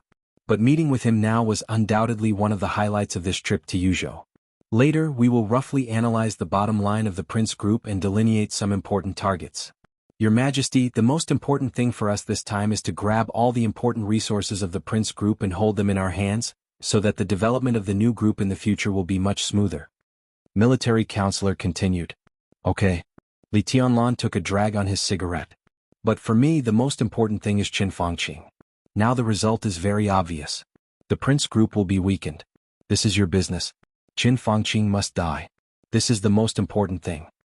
He can't hold on for long. Military Counselor smiled meaningfully. The Prince group is now very chaotic. Although it has been less than a day since the end of the final battle in Beihai, there has been a lot of noise. If nothing goes wrong within a month, Qin Fangqing should leave the stage with the excuse that he needs to recuperate. When he is abandoned by the Prince group, everything else will be very easy to handle. Li Tianlan replied with a hum. Now the most important thing to guard against is the Southeast group. Military Counselor frowned. Wang Xingxiao suddenly rose, and I just heard from Your Majesty that he seems to have strong reinforcements. Then our previous agreement with Beihai will probably be changed. They are eager to get a piece of the pie. In the past 2 years they have lost much more than we have. Now that Wang Xingxiao has confidence, their mentality will inevitably change. I'm afraid that the action of the Southeast group will cause some new variables, and then I'm afraid it will be very troublesome. Just deal with it as it comes. Li Tianlan shook his head. No matter how their mentality changes, they won't turn their attention to us in a short time. We eat meat from the Prince group and we can give them some soup. If they don't know what's good for them, I don't mind going to Beihai again. A Prince group is not enough. Just take down the Special Warfare Group. Qin Weibai, who was beside him, suddenly said. Li Tianlan was stunned and repeated, Take down the Special Warfare Group? I've been preparing for this for a long time. At present I have a lot of information. I'll sort it out after arriving in Yuzhou. Qin Weibai nodded. At that time I still need to discuss with Minister Dongqing. Even if we can't completely destroy the Special Warfare Group, we should be able to completely destroy Kunlun City. This part of the benefits can only belong to us, and the Southeast group can't get involved. Li Tianlan took a deep look at him and touched his hair. Bang! Li Tianlan's body suddenly shook. Blood gushed out of his nostrils and mouth without warning. Li Tianlan was a little annoyed. This is the third time. Is there any solution? Qin Weibai frowned. Li Tianlan picked up a handkerchief and wiped the blood from the corners of his mouth and nose, feeling a little helpless. This was not an injury at all. It was related to the second heart. The second heart beat very slowly, but every time it beat it would bring up a large amount of energy. In short, Li Tianlan's blood and qi were too vigorous now. Every time the second heart beat, it exceeded the load of his body, so some blood would gush out of the corners of his mouth and nose. There's no solution for the time being. Li Tianlan shook his head. It still needs time. He could feel that with every beat of his second heart, his body would become slightly stronger. When the strength of the body and the blood and qi in the body reached a balance, this problem would naturally disappear. The phone suddenly rang. Li Tianlan took out his mobile phone and looked at it.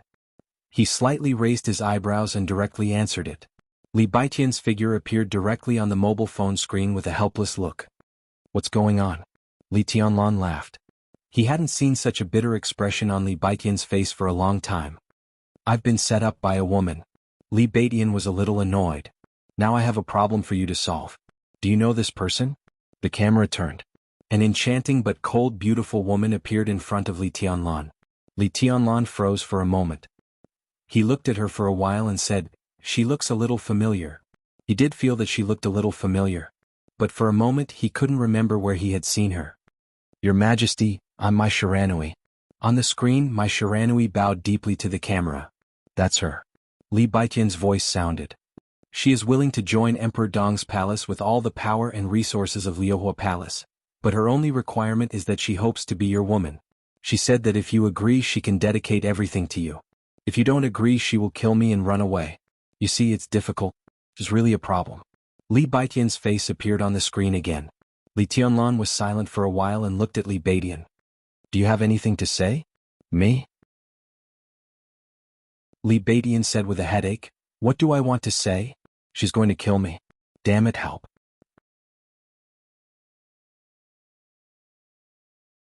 Chapter 1069. Li Baidian shouted to Li Tianlan for help, but his eyes kept drifting to Qin Weibai beside Li Tianlan. No matter how ridiculous my Shiranui's request was, at least Li Baidian could see that she was serious. Her eyes were filled with despair and longing, and it was all too real. It was the despair of the current situation. It was also the desire to be Li Tianlan's woman. Such eyes really made Li Baidian a little flustered. Of course, Li Baidian was afraid of death. But he had been alone for nearly 30 years, and most of the time he didn't have so many scruples. But if he died here, it would be a little ridiculous and worthless. His realm was close to the half-step invincible realm, and his life could be said to have just begun. If he died here because his good brother didn't agree to her request, Li Baidian felt that he could be said to be the most aggrieved superior in the history of Emperor Dong's palace. Ahem, Li Baidian gave a dry cough and looked at Qin Weibai's expression with his eyes drifting. His voice became more erratic. In my opinion, in fact, it's not bad to agree. My Shiranui was a beauty, a great beauty. No one in the dark world could deny this. Whether in the heyday of Liuhua Palace or in the years when the Purgatory of Heaven capital occupied East Island, few people in the dark world of East Island recognized my Shiranui as the young heavenly son of East Island. But her beauty made countless people in the dark world drool. At least Li Tianlan wouldn't suffer a loss if he accepted her, and it would help Emperor Dong's palace better control East Island. After all, the influence of Liuhua Palace in East Island couldn't be underestimated. As for my Shiranui's ambition, it was her ambition to be Li Tianlan's woman. But with Qin Weibai, how much trouble could my Shiranui make? No one would worry about this at all. Really? Before Li Tianlan could answer, Qin Weibai had already asked with a faint smile. Li Tianlan raised his hand subconsciously and rubbed his forehead. He had long noticed some special reactions from Qin Weibai when it came to this kind of thing. It was hard to explain in words. But the most basic thing was that Qin Weibai was also a woman, and women would definitely be jealous. What surprised Li Tianlan was that Qin Weibai had never been jealous when it came to Dongqing Rushi and Wang Yuetong. But when it came to other women, the change in her attitude was extremely obvious. Others naturally did not notice this. They thought that Qin Weibai did not mind him expanding his harem at all. It was a beautiful thought, but how could it be possible? Xinyuan Wuxiang, who was sitting not far from Li Tianlan, twitched his mouth and seemed to want to come over and say something. But in the end he just sat there without moving. At this moment he really wanted to see what the man who dared to suggest that Li Tianlan accept other women in front of Qin Weibai looked like. In some ways he knew a lot of things that Qin Weibai didn't know, so he could also understand why Qin Weibai didn't mind the existence of Wang Yuetong and Dongqing Rushi. This phenomenon couldn't be explained specifically for the time being. If he really had to give an answer, he could only say that it was a residual instinct in some aspects. But the other women, Xinyuan Wuxiang couldn't help but walk over and glance at the screen. On the screen, Li Baidian was having a headache. Looking at this face that he had never seen before, Xinyuan Wuxiang imagined countless miserable images of the other party, and then sat back with satisfaction. Tell me what you can do. Li Tianlan, who had been silent, suddenly said. On the screen, Li Baidian was stunned. 2 seconds later, my Shiranui's soft and gentle voice sounded. Within 5 years I can reach the invincible realm, and the invincible realm is not my end. There will be a place for me in the future of Emperor Dong's palace. I can give everything of Liuhua Palace to your majesty. If your majesty trusts Liuhua Palace, we can also participate in the integration of East Island. In addition, I can persuade some consortia in East Island to support Emperor Dong's palace. My Shiranui paused and continued, in addition, I'm still a virgin, I can give your majesty. With some hesitation she thought about it and said a Chinese word that was not very familiar with, have children? Qin Weibai lowered her head and gently played with Li Tianlan's fingers, saying nothing. I don't need it, Li Tianlan said blandly. He was not being pretentious. He did see my Shiranui in East Island, but her appearance had long faded. He took a look at her again just now and didn't think there was anything amazing about her.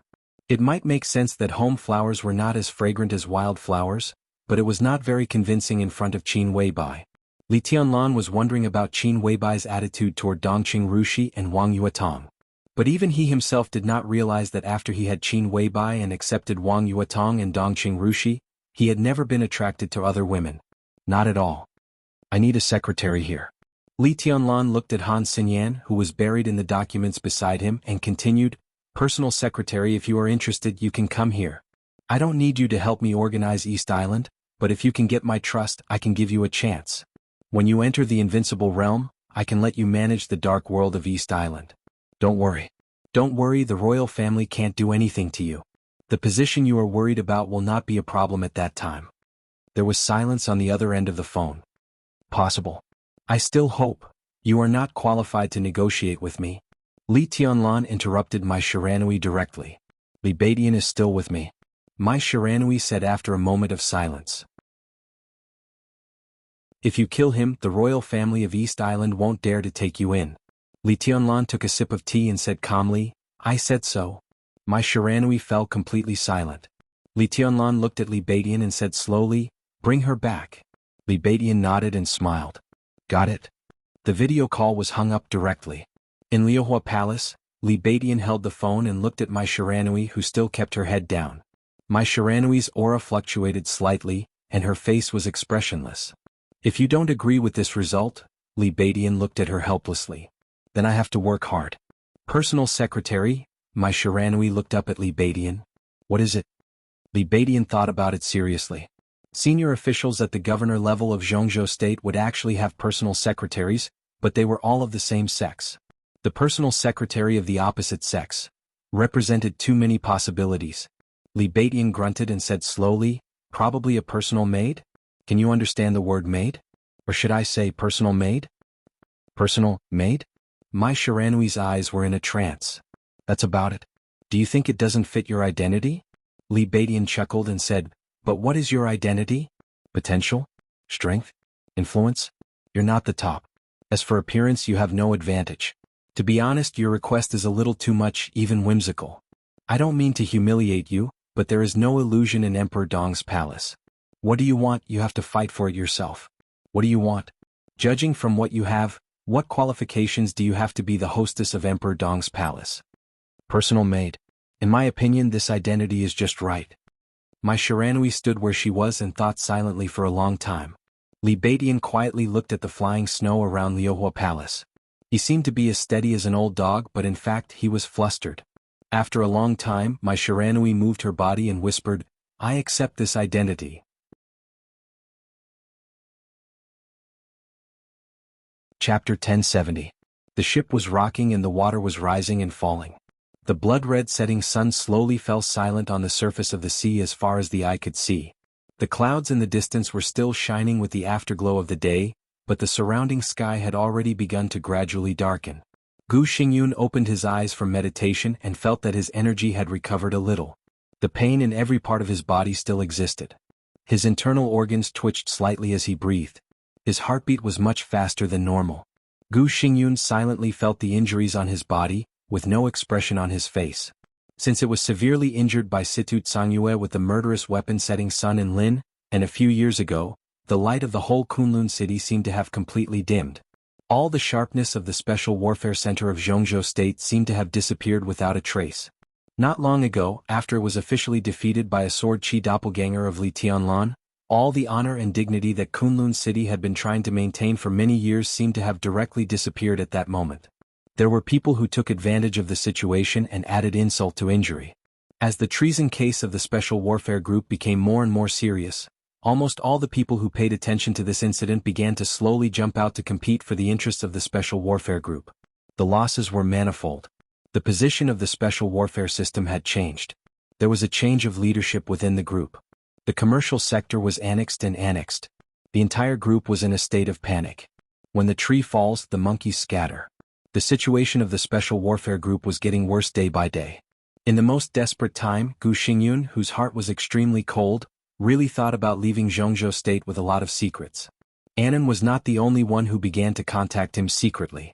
There was even Star State, a superpower in the world whose comprehensive strength was second only to Zhongzhou State.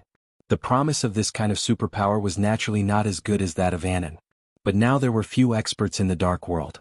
His strength, which was infinitely close to the peak of the invincible realm, was worthy of the position of national war god in any country except Zhongzhou State. A superpower like the Star Nation would undoubtedly be able to guarantee the safety of Gu Xingyun and the entire Gu clan. Gu Xingyun was eager to make a move. He was about to make a decision. But every time he thought of Emperor Dong's palace, his determination would be shaken. In the face of traitors, Zhongzhou State had never been polite at all. This was the real zero tolerance. If it was before, Gu Xingyun might not have so many concerns. But Li Tianlan's rapid rise was enough to make everyone feel uneasy. The increasingly close cooperation between Emperor Dong's palace and Zhongzhou State was enough. He knew an undeniable fact. Zhongzhou State with Li Tianlan had the power to kill anyone at any time in any place. What was the value of a peak expert? What was the deterrence of a peak expert? That's what it is. In the era of nuclear deterrence, a real large-scale overall war was almost unlikely to happen. Even if Gu Xingyun committed treason, Zhongzhou State could not start a war involving the whole world. A division, a legion, a war zone, millions of soldiers, countless high-tech weapons. These were not enough for Zhongzhou State to break into Star State and kill Gu Xingyun, who had committed treason. But Li Tianlan could do it. Therefore, it was only natural that he was more valuable and more powerful than an army of 1,000,000 soldiers and countless high-tech weapons. Gu Xingyun was very clear about this. He knew that if he committed treason, he would die no matter where he went. But if he left Zhongzhou State, even if he would die, at least his Gu family would still have a place to live. If he stayed in Zhongzhou State, when Li Tianlan dismantled the Special Warfare Group, he and the entire Gu family would die without a burial place. Gu Xingyun faced an extremely important choice. Either he could rely on the Special Warfare Group to resist Emperor Dong's palace to the end and live or die. Or he could sacrifice himself and let the Gu family leave Zhongzhou State and lie dormant, waiting for a chance to rise again. No one could make a choice easily. Gu Xingyun didn't even really make up his mind until the end of the decisive battle in Beihai. Just when he was most hesitant and tangled, Jiang Shangyu called. So Gu Xingyun appeared on the small island. So he appeared here and was ready to return to Zhongzhou State. To cooperate with Li Guangtu. To give up most of his duties in the Special Warfare Group. These were very difficult for him to accept. But Jiang Shangyu gave him a promise that he couldn't refuse. A promise that he still felt was worth it even after he had paid such a huge price. Night fell over the ocean. Gu Xingyun stood up, took out his mobile phone and dialed a number. The phone was quickly connected. "Uncle, this is Gu Ci." A steady and gentle voice sounded from the other end of the phone. "Sort out the list of important people in the group. Prepare a copy of everyone's information in detail." Gu Xingyun said slowly. Special Warfare Group, he naturally had the list of important internal personnel in his mind. But now he needed to connect all these people together and see the structure of the entire Special Warfare Group from the clearest perspective. Then he would completely break up the structure. Gu Ci was naturally not his nephew, but he was close to him. Originally, Gu Hanshan's existence had covered the edge of all the young generation of Kunlun City. However, Gu Hanshan had been defeated by Li Tianlan in the final maneuver of the two academies a few years ago. For a few years he had been stagnant. His martial arts realm had not advanced but regressed, and he had become more and more decadent. Gu Xingyun had either recuperated or dealt with open and covert attacks from all sides in the past few years. He had talked to Gu Hanshan, but how could he have time to pay attention to it all the time? Under such circumstances, the young generation of Kunlun City began to emerge gradually. Gu Ci was the most outstanding one. He was nearly 30 years old and was in the thunder-shocking realm. He was not a top genius, but he was meticulous, steady, and well-behaved. Seeing him, Gu Xingyun felt like seeing himself when he was young. During this period he had been taking Gu Ci with him, and now Gu Ci was his secretary. "Okay," Gu Ci responded. Gu Xingyun nodded, thought for a moment and continued, "In addition, I need your evaluation of everyone on this list. I will return to Kunlun City before dawn, and then I want to see the specific information." "Got it," Gu Ci said. Seeing that Gu Xingyun had no other orders, he hung up the phone. Gu Xingyun put down his mobile phone and looked at the sea in the distance under the night sky, silent like a statue. The Special Warfare Group was his lifelong effort, and it was a fortress that he had tried his best to build. And this fortress was about to be smashed by his own hands. It was hard to describe what it felt like. Depression, unwillingness, anger, hatred, expectation. There were some of them. Under the almost heart-wrenching pain, the only thing he looked forward to was the promise that Jiang Shangyu gave him that could allow him and the Gu family to continue to survive in Zhongzhou State. The promise that made his heart burn when he thought of it. Jiang Shangyu's promise was simple and amazing.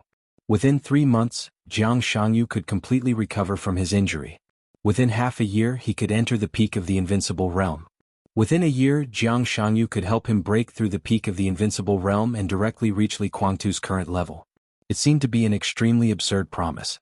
But Jiang Shangyu used himself as an example, and the clear reality was placed in front of Gu Xingyun. Gu Xingyun had to believe it.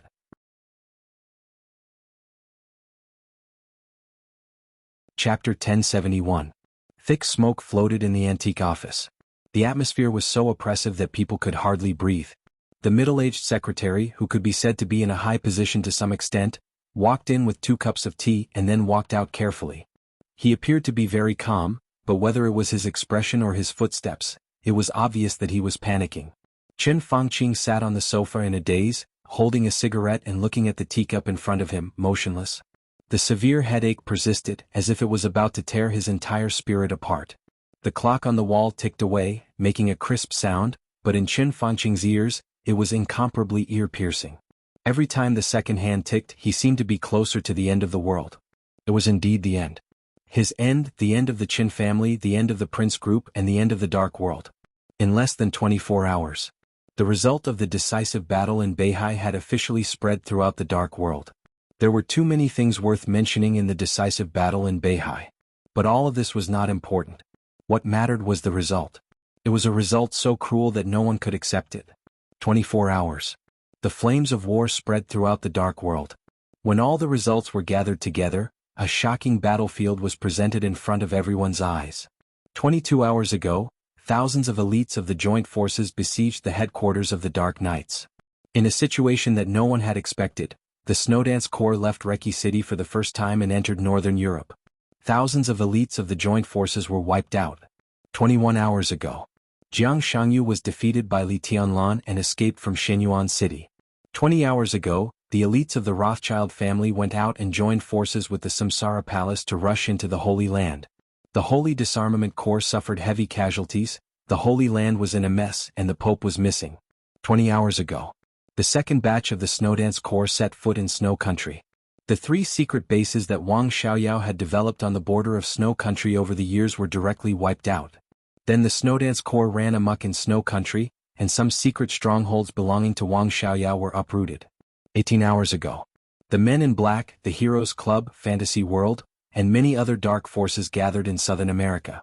16 secret bases of the Jiang family of South America were completely destroyed overnight, and there was a violent explosion at the headquarters of the Jiang family of South America. 17 hours ago, the Sea of Beihai completely fell. 16 hours ago, Li Tianlan officially arrived in Beihai province. All the weapon systems in East Island were completely out of control. The 3 fleets got out of control and sailed into the waters of Zhongzhou State. 14 hours ago, all the high-end forces in North Sea had begun their counterattack. Xingzhou, Lioli, and other cities had restored basic order 13 hours ago. Jiang Shangyu and the others arrived at Mount Dibing. 11 hours ago, the Supreme Grandmaster of East Island, Yagyu Kurumi, Tianhai Wuji, and Jiang Guichu died. Wang Xiaoyao withdrew from the battlefield with serious injuries, Mochizuki Song was seriously injured, and Moraid was seriously injured. The bright moon rose above the North Sea province. 10 hours ago, Wang Xingxiao arrived at Kanglin Group. 9 hours ago, the news of the final battle in Beihai had officially spread throughout the Dark World. Until now, all the forces were not sure what the news meant, nor could they be sure what kind of impact the battle in North Sea would have on the Dark World. But the most direct observation is that the entire Dark World withered overnight. Now, most of the famous forces in the Dark World died in Beihai. The rest were either small forces with insufficient strength or behemoths like Emperor Dong's palace and the Wang family of Beihai. As for Zhongzhou State, all the pawns of Zhongzhou State lurking in Beihai were completely lost. Especially when East Island fell, Emperor Dong's palace swept the Dark World of East Island overnight, which meant that East Island would become the sphere of influence of Emperor Dong's palace in the future. And East Island. there was complete evidence of the contact between Qin Fangqing and them. Call records. Every call record was enough to pose a fatal threat to Qin Fangqing. No one could imagine that East Island would lose so miserably without any room to fight back. Now, with the end of the final battle in Beihai, all the contact between Qin Fangqing and East Island would be completely controlled by Emperor Dong's palace. Qin Fangqing knew what this meant. He lost. Moreover, he had lost everything he had. Qin Fangqing was at a loss now. From receiving the news to now, he had been sitting like this, smoking. He felt that he should think about something, but his mind was in a mess and he couldn't think of anything. Guo Wendian came here 2 hours ago. Walking into Qin Fangqing's office, Guo Wendian, another tycoon of the Prince Group, didn't say anything. He just quietly accompanied him to smoke a whole pack of cigarettes. East Island. After a long silence, Guo Wendian finally said with deliberation, "How deeply are you involved?" Qin Fangqing glanced at him and didn't answer. No answer was an answer in itself. For the final battle in Beihai, he was as deeply involved as he could be with East Island. Wang Xingxiao and Li Tianlan didn't hide their killing intent to him from the beginning to the end. The storm in Haoyue Group, the death of his daughter and granddaughter, everything made the whole Qin family anxious. For this final battle, Qin Fangqing risked his reputation, the survival of the Qin family, and even the future of the Prince Group. How deeply involved? Qin Fangqing couldn't answer this question at all. This time, East Island used the war resources that hadn't been used for hundreds of years. It was no exaggeration to say that a considerable part of the reason was Qin Fangqing. Guo Wendian seemed to understand something, but also seemed to understand nothing. His voice was very light with a touch of trembling. Can East Island still control the situation? Qin Fangqing smiled bitterly and said in a hoarse voice, "How? In this situation East Island hates me to the core. Can I still count on East Island to keep the secret for me?" Guo Wendian was speechless. This final battle in Beihai made Beihai suffer unprecedented losses, and it also hurt the vitality of the whole East Island. The masters in the Dark World withered, and the loss of the 3 fleets in the military was even more serious. Qin Fangqing might not be blamed for all this, but after losing the final battle, the whole upper class of East Island needed a channel to vent their anger. Qin Fangqing, the Prime Minister of Zhongzhou State, was undoubtedly the best channel. This time it was wrong. After a long silence, Guo Wendian said in a low voice. The muscles on Qin Fangqing's face twitched hard, and he bit the cigarette but hard. It's basically over in East Island. My Shiranui took Liuhua Palace to Li Tianlan. They are the last powerful martial arts sect in East Island. I got the text message about 20 minutes ago. That is to say, the power of the whole Dark World in East Island has changed hands. Of the 46 martial arts sects, 30 were destroyed and 16 surrendered. Guo Wendian shook his head slightly and continued, "The royals of East Island have contacted Emperor Dong's palace. They want to cooperate, but it seems that Li Tianlan doesn't want to talk." "If you want to talk, you can always talk." Qin Fangqing waved his hand. "Li Tianlan can choose not to cooperate with the royals, but after all he is in East Island, and he can't completely ignore the will of East Island. I think the same as you." Guo Wendian took a deep look at Qin Fangqing. "Now, I think the main reason why Li Tianlan doesn't talk is that East Island hasn't offered enough bargaining chips. What bargaining chips do you think they will offer to move Li Tianlan?" "A lot of things." Qin Fangqing twitched the corner of his mouth as if he was laughing or crying, and his expression was extremely weird. "I think, no matter how many things there are, at least the call records between me and East Island will be part of it, and it doesn't even need all of them. Just a few call records may be enough to prove that I committed treason." This time it was wrong. Guo Wendian said again. "It's useless to say more." Qin Fangqing shook his head indifferently. "Winner takes all, and it has been like this since ancient times." Guo Wendian stopped talking. Qin Fangqing took another big drag of the cigarette almost greedily, and suddenly asked, "What are your plans?" He knew why Guo Wendian came. He also knew that it was not easy for the other party to ask. So he just asked directly. The connection between him and East Island was very hidden. But no matter how hidden it had happened now. It was impossible for no one inside the group to notice it, and it was impossible for no one in Zhongzhou State to notice it. Apart from other things, at least at the beginning of the final battle, Zhongzhou State directly blocked the internal communication of Beihai, which could not be explained. Beihai won. Then the Prince Group could only swallow the bitter fruit. And the biggest bitter fruit was undoubtedly going to be left to Qin Fangqing. Now the situation is more complicated. Guo Wendian was silent for a while, then shook his head slightly. Many comrades, including me, think that it's time for us to make some concessions. Even if it's a relatively big concession. Qin Fangqing looked at him and said nothing. You have to be mentally prepared. Guo Wentian said and repeated that sentence for the third time. This time it was wrong. Qin Fangqing twitched the corner of his mouth and sneered. Wrong? What's wrong? You and I can see it, and everyone can see the impact that Beihai has made on Zhongzhou State over the years. No one can deny their contribution to Zhongzhou State, but contributions don't mean there are no disadvantages. It's imperative to contain Beihai, not only Beihai, but also Emperor Dong's palace. In Zhongzhou State, all the so-called super forces must obey the will of Zhongzhou State. Everything I did was what I should do in my position. Qin Fangqing pulled the necktie on his collar a little grumpily. He was silent for a while, then continued to say, I didn't do anything wrong. If I'm wrong, my only mistake is that I failed. That's all. Maybe in a few years, when Zhongzhou State can't bear it, what I did today will be done by someone else again. My only hope is that the other party can succeed. Guo Wentian smiled bitterly and lit another cigarette.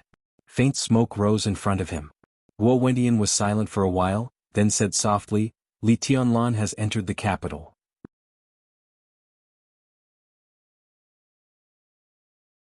Chapter 1072. Guo Wentian's voice was very light and short. But Qin Fangqing, who had been maintaining an indifferent posture, suddenly shook his body. Li Tianlan entered the capital. Everyone knew that this would happen sooner or later. It was something that was bound to happen. But when he heard the news, Qin Fangqing couldn't help feeling upset. It was irritation, panic, fear, cold, and he didn't want to face it.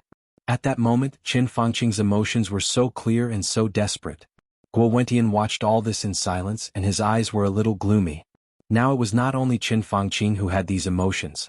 As Li Tianlan entered the capital, the whole prince group was in a panic.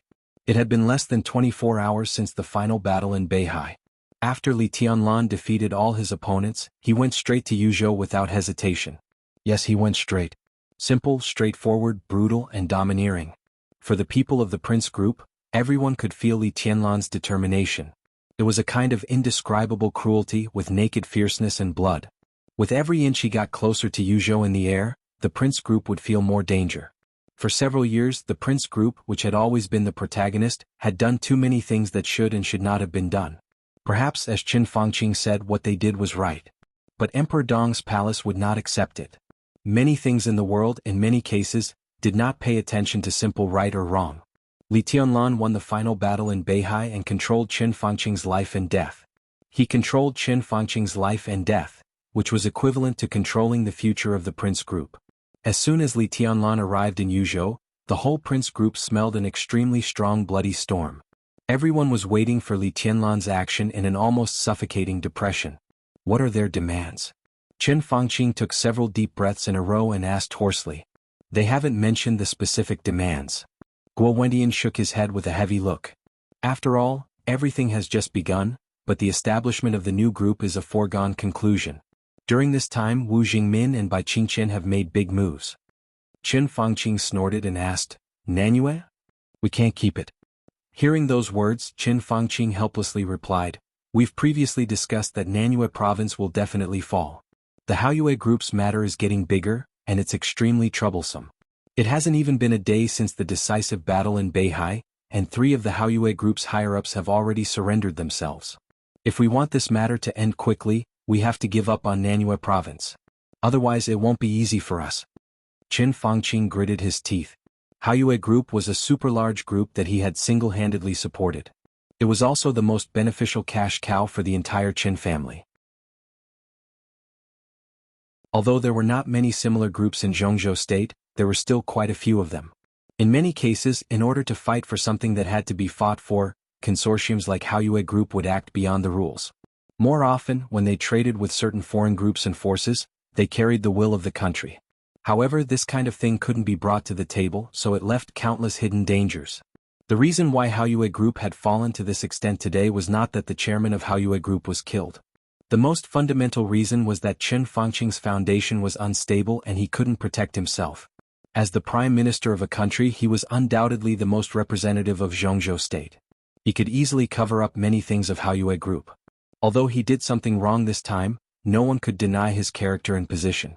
Haoyue Group had indeed delivered a lot of benefits to different foreign forces over the years, including money, technical information, technical drawings, and even weapons. But what Haoyue Group exchanged from them and served Zhongzhou state could only be more. But with Chen Fangqing's unstable status, there was no way to say these things. Everyone would deliberately cover up what Haoyue Group had brought to Zhongzhou state. People would only pay attention to what Haoyue Group had taken away from Zhongzhou state. Right and wrong were never pure.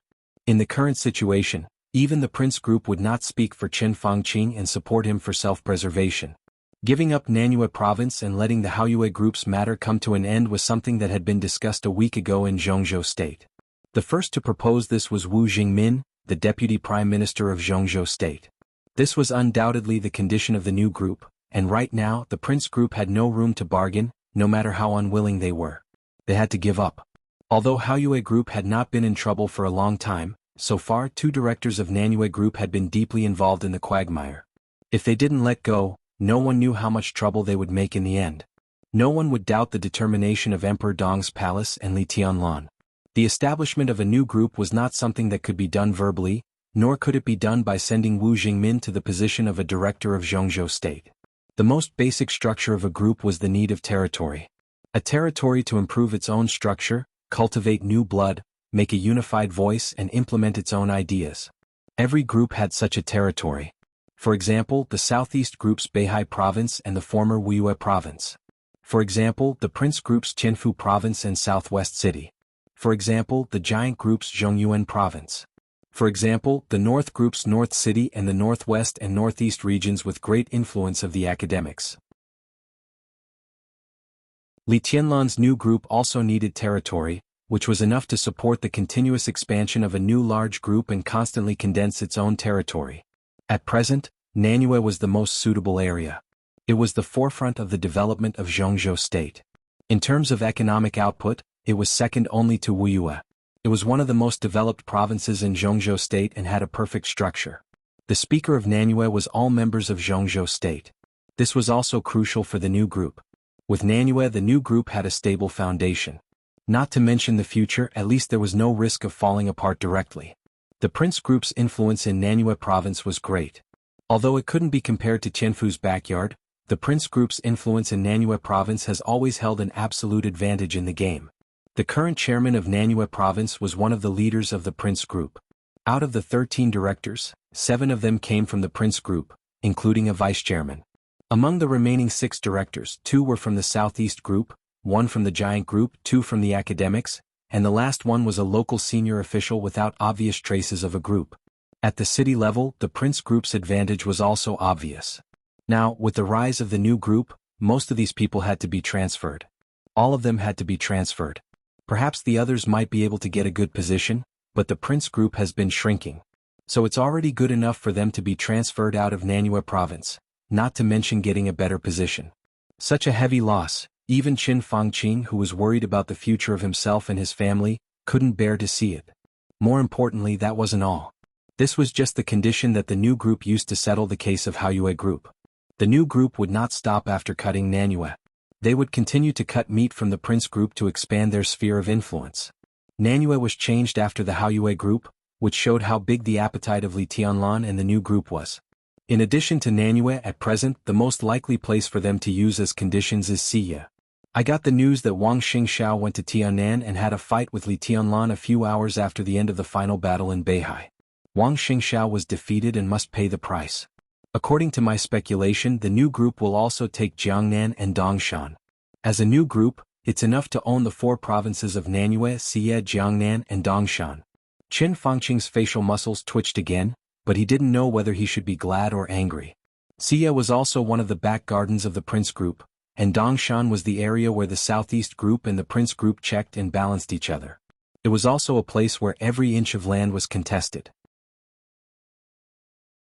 The only exception was Jiangnan Province, which was one of the back gardens of the Southeast Group. Nanyue, Siya, Dongshan, Jiangnan. Chen Fangqing silently thought about these 4 provinces. His face became more and more ugly, and he wanted to say something several times but stopped. In the end he said, "No, we can't give it to him." "What can I do?" Guo Wentian spread his palms and said, "The opponent's thinking is so accurate that we can't stop him at all." Among the four provinces, Nanyue Province and Dongshan Province were the most developed. Nanyue Province was something that the Crown Prince Group had no choice but to give. As for Xia Province, a province might be important to any corporation, but there's a hierarchy in everything. Under the current situation, it's not that the Crown Prince Group couldn't afford Xia Province. In the eyes of the Crown Prince Group, Xia Province was a province that they could give up if necessary. Similarly, Jiangnan was the same for the Southeast Group. When they had to compromise, Jiangnan would also be given up by the Southeast Group. A province that could be given up meant that Emperor Dong's palace would not spend much effort to get it. The two entry points that the opponent found, Xia and Jiangnan, could be said to be extremely accurate. After this, the Prince Group would definitely not be able to keep Dongshan. The new group wanted Dongshan, but it was not its back garden. The Southeast Group would not fight with the new group for those positions. The rise of Emperor Dong's palace had become inevitable. Under such circumstances, an appropriate compromise was acceptable to everyone. This also meant that Emperor Dong's palace didn't need to spend too much effort to get four provinces to form the basic framework of the new group. With Li Tianlan and Emperor Dong's palace's current power, they could take away more provinces, not to mention four. But now they only wanted four provinces and they could get them without much effort. What did this mean? The only possibility was that they wanted to divert more attention elsewhere. Where else could it be? Chen Fangqing thought of Wu Jingmin and Bai Qingqian. His expression became more and more unsightly, and under the illumination of the light, it was suffused with a touch of black and green. Unless there was a huge accident, after the decisive battle in Beihai, part of the seats of the next Zhongzhou State Parliament had already been settled. Wu Jingmin, the current Deputy Prime Minister of Zhongzhou State, would become a director of Zhongzhou State and further serve as the Deputy Prime Minister of Zhongzhou State, becoming the real second-in-command of the cabinet. Bai Qingqian, on the other hand, would give up Liaodong, which she had been managing for 5 years, and let that land return to the control of the academics. Then she would take over Wu Jingmin's current position and become one of the deputy prime ministers of Zhongzhou State. The two of them, along with Nanyue Province's new chairman, would be the three heads of the new conglomerate. Two of them are in the cabinet. A vice minister and a vice minister were in the cabinet. The cabinet that dominated the development of the country and the economy of the country. There was no doubt that in order to support their new three heads, the new conglomerate would devote all its energy to competing for the leadership of the ministries in the cabinet after they took over four provinces. Once they got enough say in this regard, they could give back to the four provinces they controlled in terms of national policies to form a cycle, and then make the new conglomerate permanently stable. Once this goal was achieved, there would be a private voice similar to the Wang family of Beihai in Zhongzhou State. Chen Fangqing had thought countless times about erasing the influence of the Wang family of Beihai in Zhongzhou State. As a result, the Wang family of Beihai was still there, and Emperor Dong's palace would become the second Wang family of Beihai. How could he stand this? Chen Fangqing's face turned from livid to blood red. He suddenly stood up, but for a moment he felt confused and dizzy. Then he fell on the sofa again. Thief. Chen Fangqing's extremely depressed voice sounded like an extremely shrill low roar. Thief. Wang Tianzong is a thief and so is Li Tianlan. They are all thieves. They all deserve to die. Bang! The teacup on the coffee table was suddenly hit away by Chen Fangqing's hand. The cup fell and rolled on the ground. It didn't break, but the warm tea splashed everywhere, and some splashed on Guo Wentian's pants. Guo Wentian silently looked at Chen Fangqing, who was crazily venting his emotions. He silently smoked and did not say a word. Chen Fangqing knocked over the teacup, kicked over the coffee table and even lifted the carpet. His body fell on the sofa again, panting violently and pressing his forehead hard. The severe pain made his consciousness a little dizzy.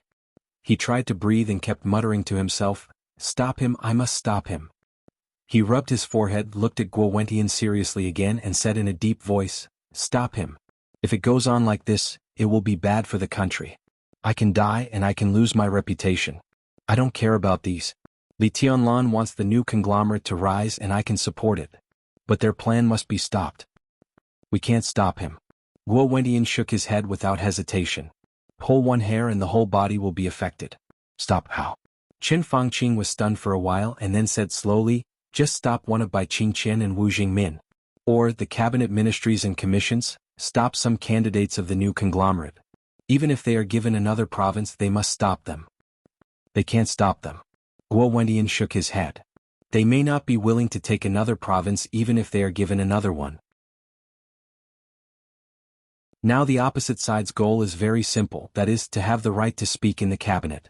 If necessary, they can even abandon Jiangnan province and continue to cooperate with the Southeast Group. How can things be so simple? That's why I'm here today. The opposite side has begun to make arrangements. If the arrangements are successful, their new conglomerate will mature quickly in the next session. At that time, for provinces may not be enough. In the next session, Zhou Yunhai should also retire, and Northern City is likely to fall into Li Tianlan's hands. He doesn't even have to fight for this. So after stabilizing the internal situation in the next session, they are very likely to want to fight for Huading, and even Wuyue. At that time, Wang Qinglei can't be protected. In the long run, the situation will only get worse and worse. I hope you can give me a reasonable suggestion. Guo Wendian looked at Chen Fangqing seriously and said. Chen Fangqing had been in the cabinet for more than 10 years. Now the cabinet had become the focus of this election, and the Prince Group was in danger. Guo Wendian hoped to get some effective suggestions from Chen Fangqing. Chen Fangqing was silent and lit another cigarette. He rubbed his forehead hard. When the cigarette was about to burn out, he said in a low voice, "Cooperate with the academics and let Zhuang Huayang take over. Wang Qinglei will be transferred to the cabinet, and his ranking should be ahead of Bai Qingqian." Guo Wendian frowned and was a little unhappy. His voice also became cold. "In this case, I'm afraid the comrades' work will be difficult." Chen Fangqing surprisingly calmed down. He looked at Guo Wendian with clear eyes and said, "This is the only way." Guo Wendian was stunned. This only way would also make many people in the Prince Group dissatisfied. Cooperate with the academics? They had just finished cooperating with the academics. In a sense, at the most critical time of the cooperation between the two sides, if Li Huaqing hadn't taken the academics to withdraw first, the current Prince Group and Chen Fangqing might not have ended up like this. As long as the two sides united, Li Tianlan and Wang Xingxiao could not make too much trouble. But at the most critical moment, Li Huaqing withdrew. This was undoubtedly a betrayal, a blatant betrayal. The senior officials of the Prince Group were naturally unwilling to cooperate with the academics. Perhaps they were not so immature and could look at the problem rationally, but people's emotions were always difficult to control. And the most important thing was Wang Qinglei. After the final battle in Beihai, the competition between Wang Qinglei and Yi Dongxing basically came to an end. The possibility of Wang Qinglei going further in this election was basically zero. He would still be a member of Parliament of Zhongzhou State in the next election. But Chen Fangqing actually wanted him to go to the cabinet.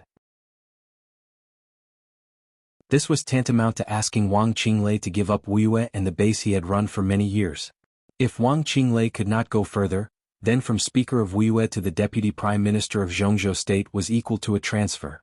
Wang Qinglei could now be regarded as a member of the Prince Group, but Wuyue was still the territory of the Southeast Group. The Southeast Group still had a strong influence in Wuyue. Once Wang Qinglei left, it would be difficult for the Prince Group, or even extremely difficult for them to push their own people to the position of Speaker of Wuyue. Moreover, Wang Qinglei was transferred out to cooperate with the academics and make the current Deputy Prime Minister Zhuang Huayang the Prime Minister of Zhongzhou State. To achieve this goal, the cooperation between the two sides was not enough. The academics must also appease the Southeast Group. So once they did this, the Southeast Group almost immediately took back Wuyue. This was the most difficult thing for the Prince Group to accept. They had lost Wuyue this time, and they were counting on Wang Qinglei to work in Wuyue for another term and complete the integration. Then they would take Wuyue as a compensation for giving up Nanyue. But now they transferred Wang Qinglei away to check and balance Wu Jingmin and Bai Qingqian, and let Wang Qinglei be Zhuang Huayang's subordinate? Guo Wendian silently looked at Chen Fangqing, who was in deep thought, with some dissatisfaction, some anger, and some admiration. Chen Fangqing's method was tantamount to completely giving up Wuyue and even giving up Wang Qinglei's future. Guo Wendian actually wanted to ask Chen Fangqing if he had the Prince Group in his heart. But he already knew the answer before he asked this question. No. At this time, Chen Fangqing did not have the Prince Group, his family, or even himself in his heart. There was only Zhongzhou State in his heart. He really thought that it was not good for the country to let Emperor Dong's palace control the cabinet, and he really thought that the existence of Beihai did more harm than good to Zhongzhou State. He tried his best to correct these mistakes, but he failed. And in the current situation where there was still a little turning point, he still did not give up. He wanted to let the country go on the right path that he thought. Even if he sacrificed most of the interests of the Prince Group. even if he fully cooperated with the academics. As long as he could contain Emperor Dong's palace and the Wang family of Beihai, he could do anything. He would lose his reputation, die soon, and be infamous for thousands of years. He was no longer thinking about these now. What he was thinking about was what to do in the future of Zhongzhou state. Guo Wentian sighed softly and he became more and more powerless. He understood Qin Fangqing and admired him as well. He knew what kind of person Qin Fangqing was a long time ago. He could not think about the prince group, but he could not. Now I'm the only one left, Guo Wentian said in a complicated tone. I have no choice but to make a choice. Qin Fangqing shook his head and said in a deep voice, my end will not be good. Qin Fangqing shook his head and said, but I have never regretted what I have done before. If possible, I will continue to do it. No matter what happens to me, at least now I am still in this position and can still play some role. If you don't have a better way, then I suggest you follow my way. Even from the group's point of view, this may cause heavy losses, but it is much better than waiting for Li Tianlan to grow up and completely break up our group. Guo Wentian clenched his fists hard and did not speak. Qin Fangqing suddenly smiled and said, you don't have to be the bad guy. Even if Li Tianlan arrives in Yuzhou, will he come to kill me right away? We still have some time. The group is so big and I am in a bad situation. I am afraid that not many people are willing to listen to me, but there are always people who can listen to me. I will express my attitude. I will talk to the president and I will do the work for Wang Qinglei. This time we may have made a big concession, but the future can still be stable. Qin Fangqing paused and smiled again. Next, no matter what Li Tianlan does, I will take it.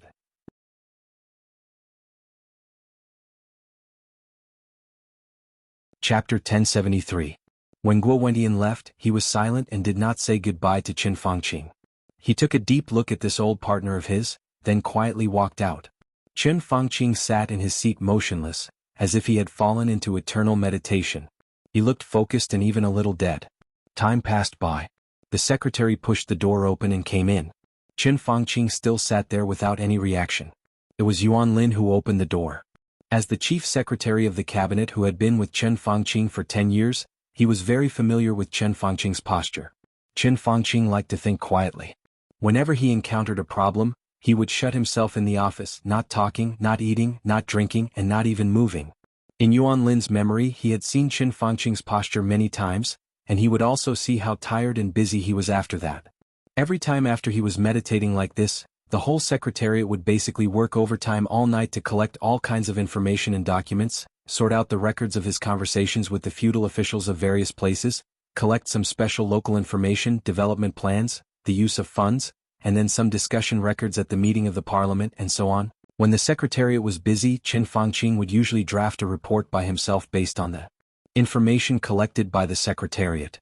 At the beginning of the report, it might be some insignificant things, but Qin Fangqing would keep writing. He didn't care if it was messy or contradictory. He would keep writing and write out all the things he thought in his heart. Then, combined with the information, he would slowly improve, modify, delete, and add some content. Qin Fangqing didn't like to use the secretary to write the report. He preferred to write it by himself. Even if it was messy at the beginning, as he kept writing, his thinking would become more and more flexible, his attention would become more and more focused, and he would keep writing until he got close to the central idea. Qin Fangqing's work and rest were the most chaotic among all the directors. He was older, but he was extremely energetic. The secretariat could change shifts, but he could keep working. The manuscripts he revised repeatedly by himself were sometimes stored, and sometimes they were taken to the cabinet meeting for discussion. Then they were discussed in the parliament. If they didn't pass the discussion, they would be stored again, and those that passed the discussion would become practical policies and be implemented. Reform, new policies, many times, many policies. Zhongzhou state was changing little by little, very subtle but obviously perceptible changes. Qin Fangqing enjoyed it. Even though most of his reports were not passed by the Senate, he never gave up or became discouraged. Day after day he never gave up. As the Prime Minister, he controlled the cabinet, represented Zhongzhou state, and drove the changes of the entire Zhongzhou state with his thoughts. 10 years felt like one day. Everything was still vivid in his mind. As Qin Fangqing's secretary, Yuan Lin did not deny that Qin Fangqing had done something wrong. But for the sake of Zhongzhou state, Qin Fangqing had indeed done the utmost in many aspects. Such a person should be respected. Even if there were times when he really did something wrong. Even if they were not forgiven, they should be respected. Instead of being quickly and completely forgotten and ignored by the entire Zhongzhou state as it was now. Night fell. Li Tianlan had already entered the capital. Yuan Lin could totally imagine Qin Fangqing's situation next. Perhaps before dawn, some of Qin Fangqing's decisions would be overturned. The cabinet departments would begin to test Qin Fangqing's bottom line, and then there would be some vague provocations. The report would bypass Qin Fangqing in the shortest time. His orders would be quickly ignored. This kind of disregard would become opposition in a few days or even half a month. Time was like a line slowly moving forward. Opposition would become provocation, ridicule, and doubt. Doubt would become investigation. As a result, things that were unfavorable to Qin Fangqing were dug out one by one. The wind was rising and the clouds were surging and the wind was changing. From the news to the media, one article after another with a purpose began to appear. All the supporting forces of Qin Fangqing would gradually leave him. Then the people who had originally supported him would change their attitudes. They would ignore him, oppose him, resist him, provoke him, and ridicule him. Countless certificates of allegiance would fly in different directions. The final investigation would show relatively clear results one after another. In the end, they would retire in advance. Any reason could be because of physical reasons or because of something else. Then the results of the investigation would explode one day before the election. Qin Fangqing's reputation was ruined. The Prince Group was on the verge of collapse and even fell apart. Qin Fangqing was hated by everyone. He would lose his reputation and completely withdraw from today's stage in the most dishonorable way. That would be the time for Emperor Dong's palace to take action. He would die without a complete corpse and his family would be ruined. Everything would be irrelevant. Because no one cared. This seemed to be Qin Fangqing's destiny. But was such an ending really what the old man in front of him should have? At this moment, when everything was doomed, what was Qin Fangqing, who had a miserable ending, thinking about now? Yuan Lin took 2 steps forward. He was Qin Fangqing's secretary and absolute confidant. Qin Fangqing's ending was miserable and naturally he would not be much better. Today Yuan Lin's heart was extremely flustered. But at this time, after approaching Qin Fangqing, his heart suddenly became calm. He took a few steps forward and walked to Qin Fangqing's side. He bowed slightly and whispered, "Prime Minister." Qin Fangqing subconsciously straightened his body a little and glanced at Yuan Lin. "Have you eaten?" Qin Fangqing smiled. All the anger, unwillingness, and worry seemed to have been taken away by Guo Wentian. At this moment, Qin Fangqing became completely calm. Yuan Lin glanced at the dinner on the table that had long been cold and shook his head. "Not yet." Qin Fangqing patted Yuan Lin's arm casually and said with a smile, "You've worked hard. Well, let the kitchen prepare 2 working meals. We'll get off work after eating." Yuan Lin hesitated and whispered, "Prime Minister, I just received news that Li Tianlan is already on his way here. According to the speed of the car, it will take about 45 minutes for him to arrive at the Hidden Dragon Sea." Li Tianlan went directly to the Hidden Dragon Sea as soon as he arrived in Yuzhou. He did not go to the Bai family to find Bai Zhanfeng, the army headquarters to find Dongqing Wudi, or the cabinet to find Wu Jingmin. Instead he went straight to the Hidden Dragon Sea. Everyone could feel the aggressive sharpness of Emperor Dong's palace. The situation after the final battle in North Sea was completely a once-in-a-lifetime opportunity for Emperor Dong's palace. Li Tianlan had the title of Invincible Realm and the momentum of a great victory. At this time, his every move seemed to have a domineering spirit that could swallow thousands of miles. Even though he was beside Qin Fangqing, Yuan Lin's forehead was covered in cold sweat when he said this. Standing in their position and in their current situation, it was no exaggeration to say that the other party's every move was related to their future, even life and death. Those who were not in the game could not understand this at all. It was a kind of pressure. Qin Fangqing looked calm and said lightly, "Even if he came to the Hidden Dragon Sea, the first thing he did was not to come to me. There was always time for a meal." Yuan Lin took a deep breath, nodded, and called for 2 more working meals. "Come, sit down." Qin Fangqing smiled and patted the seat beside him. "Little Yuan, you have been with me for a long time. I think you can understand my current situation even if I don't say it. After a while I should retire. The affairs of the cabinet should be temporarily handled by Zhuang Huayang, the 2nd minister. I have also thought about your arrangement, but I don't have a good idea. What about you? Do you have any plans? You can tell me." Yuan Lin was stunned and for a moment he did not say anything. Plans? He really had no plans. There was still nearly a year before the election.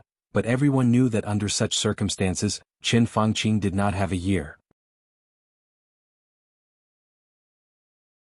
At most 3 months he would temporarily retire for some reason. It was also easy to find a superficial excuse, such as a physical problem that he needed to recuperate. Until the election he was afraid that he would not have any chance to show up. Everyone in the prince group was in a panic, and everyone wanted to keep their positions. As Qin Fangqing's secretary, no one but Qin Fangqing could care for him at this time. But Qin Fangqing could not protect himself, so what arrangements could he have for him? Yuan Lin now had a muddle-through mentality. He was very clear that when Qin Fangqing left, his political life was basically over. You don't have to be too pessimistic. Qin Fangqing said with a smile, if I fall this time, it will be very difficult for me to get up. But I am still in this position. No matter how precarious it is, I have to arrange for the people around me. Comrade Wen Tian will not ignore your life and death. You have the ability and courage. Your problems will always be solved. If you don't have any good plans, I have a few places to arrange for you. Go to the Ministry of Agriculture or the Ministry of Science. There is also a position in the Ministry of Health that is more suitable for you. If not, you can go back to Tianfu. You can choose one. Qin Fangqing's eyes were a little dazed. Ministry of Agriculture, Ministry of Science, Ministry of Health. Among the major departments in the cabinet, this was not a very important position, but it was not a dispensable position either.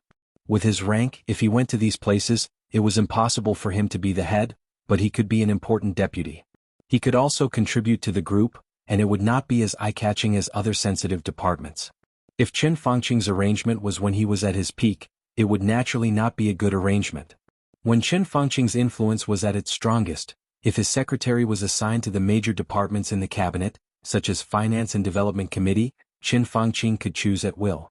But now, Qin Fangqing arranged for him to be in a few relatively ordinary departments, which was undoubtedly a kind of protection for him. I don't know. Yuan Lin smiled a little embarrassedly. Prime Minister, you make the decision for me. Then go to the Ministry of Science. Qin Fangqing thought for a moment and said slowly, I will tell them. In a few days you will report there. There was a knock on the door. The staff of the Hidden Dragon Sea sent 2 working meals. Qin Fangqing seemed to have an appetite and said with a smile, eat first. His appetite did seem to have improved a lot, and he finished the entire working meal. Yuan Lin controlled his speed and got up almost at the same time as him. He whispered, Prime Minister, where are you going? You can get off work. Qin Fangqing took out a cigarette and lit it. He took a deep breath and said slowly, I'm going to have a chat with the president. Yuan Lin subconsciously wanted to stop him. He looked at the time. It was only 20 minutes before Li Tianlan arrived at the Hidden Dragon Sea. At this time, Li Huaqing might not want to see him. Even if he saw him, what could he do when Li Tianlan came? Was he going to humiliate himself? Qin Fangqing waved his hand and said slowly, some things have to be done and some words have to be said. He walked out of the office, paused and continued, I almost forgot. You're working overtime. Sort out the documents in the second drawer.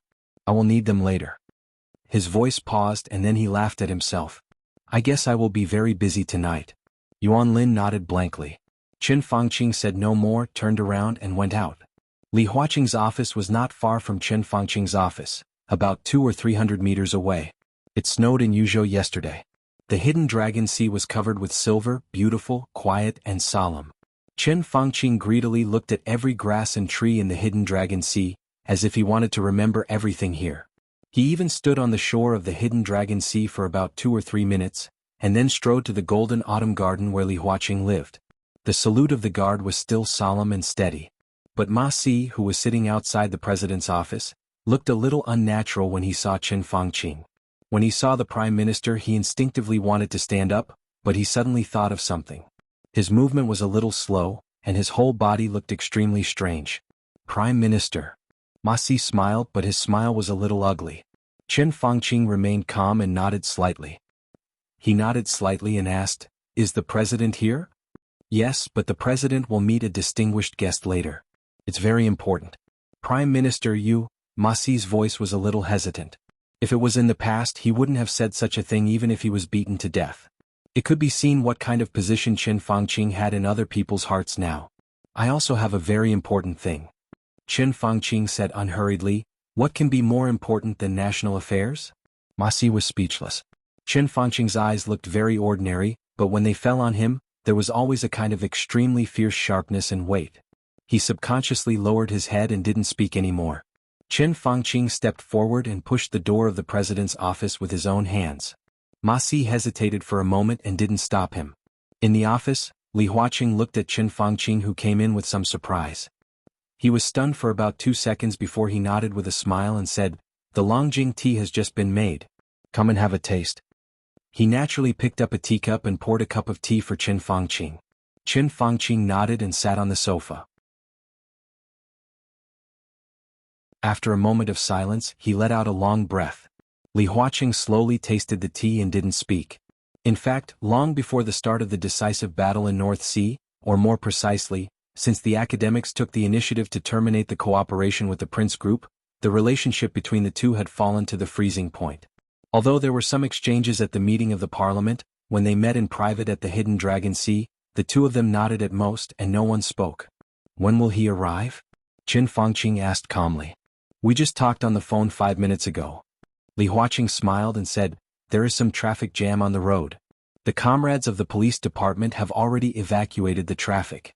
The section to the Hidden Dragon Sea is under traffic control. There are about 30 or 40 minutes left." "You really can't wait?" Qin Fangqing sneered. "Seize every minute." Li Huaqing said meaningfully, "His character has always been very direct. Besides, the new group involves too much. It seems that less than a year is plenty, but when it comes to operation, this time is actually very tight." Qin Fangqing was silent for a while, shook his head, and didn't bother to talk nonsense. In many people's eyes, he and Guo Wenian of the Prince Group had the same position, and they were old partners with great tacit understanding. But in fact, in Qin Fangqing's heart, Li Huaqing was his best partner. Most of Qin Fangqing's thoughts were devoted to the overall situation of Zhongzhou State, and sometimes he would sacrifice the interests of the Prince Group for the overall interests. Li Huaqing also had the overall situation in mind, so the two could reach an amazing consensus on many things. They knew each other very well. At this time there was no point in being polite. "What does he want?" Qin Fangqing asked directly. When he chatted with Guo Wenian just guessed some things, and no one in the Prince Group knew the actual situation. But now the new group had become more and more obvious, and it was impossible for Li Huaqing not to know the demands of the new group. Now that Qin Fangqing was defeated, in the following time, the cooperation between the new group and the academics would be closer. In addition to Li Huaqing's position, he was now undoubtedly one of the people who could see the structure of the new group best. The smile on Li Huaqing's face paused slightly, and a touch of gloom flashed in his eyes. Qin Fangqing's heart began to sink. Seeing that Li Huaqing showed such a look, Qin Fangqing suddenly found that Li Tianlan's appetite might be bigger than he had expected, or even much bigger. "Nanue Xie Jiangnan Dongshan." Li Huaqing opened his mouth lightly. "These can be given to him," Qin Fangqing said directly without the slightest hesitation. These 4 provinces were already in Li Tianlan's pocket. Everyone could see that, in the current situation of Zhongzhou State, it was the easiest to take these 4 provinces. Naturally, the new group would not let them go. If Li Huaqing and Qin Fangqing couldn't stop them, then they would give them to him directly. "What else?" Qin Fangqing asked. Li Huaqing took a deep breath and pulled out a piece of paper from the document beside him with no expression on his face. There were a few rows of pen writing on the paper and the ink was very fresh. Obviously, Li Huaqing had written it not long ago while thinking. Qin Fangqing took the paper from Li Huaqing's hand with rapt attention and glanced at it. Some very familiar words came into his eyes. He felt dizzy and the world was spinning. He almost instinctively took a cold breath. His heart began to beat violently. Qin Fangqing resisted the feeling of dizziness and looked at the paper carefully. "This is also Li Tianlan's request?" Qin Fangqing felt that the other party was simply crazy. His arms were trembling and he held the paper in his hand tightly. He held it back and finally said, "Are you kidding me? How does it look like a joke?" Li Huaqing shook his head with a somewhat ugly face. When he heard Li Tianlan's request for the first time, he felt the same as Qin Fangqing. He thought it was a joke and even thought that Li Tianlan was simply crazy. But after thinking about it carefully, even Li Huaqing felt a little helpless. These positions, these departments, look carefully, how many of them need us to give? And how many of them are already owned by Li Tianlan? Qin Fangqing's breathing was a little rapid. He had thought before that Li Tianlan only wanted 4 provinces for the right to speak in the cabinet, But when he really saw this piece of paper, he suddenly realized how crazy Li Tianlan was. This kind of appetite even made Qin Fangqing somewhat doubt life. On this piece of paper written by Li Huaqing were the departments and their positions. Most of them were cabinet positions involving multiple departments. Ministry of Finance, Development Commission, Ministry of Security, Ministry of Law, Ministry of Police, Ministry of Transportation, Ministry of Commerce, Ministry of Culture, Ministry of Education, Ministry of Industry, Bank of Zhongzhou, Ministry of Energy, Ministry of Examination, Customs, all departments. To be exact, all the key departments. In the series of positions, they were either the first or the second in command. If such a gorgeous list was implemented, it meant that the combination of Wu Jingmin and Bai Qingqian would have an almost absolute advantage in the cabinet.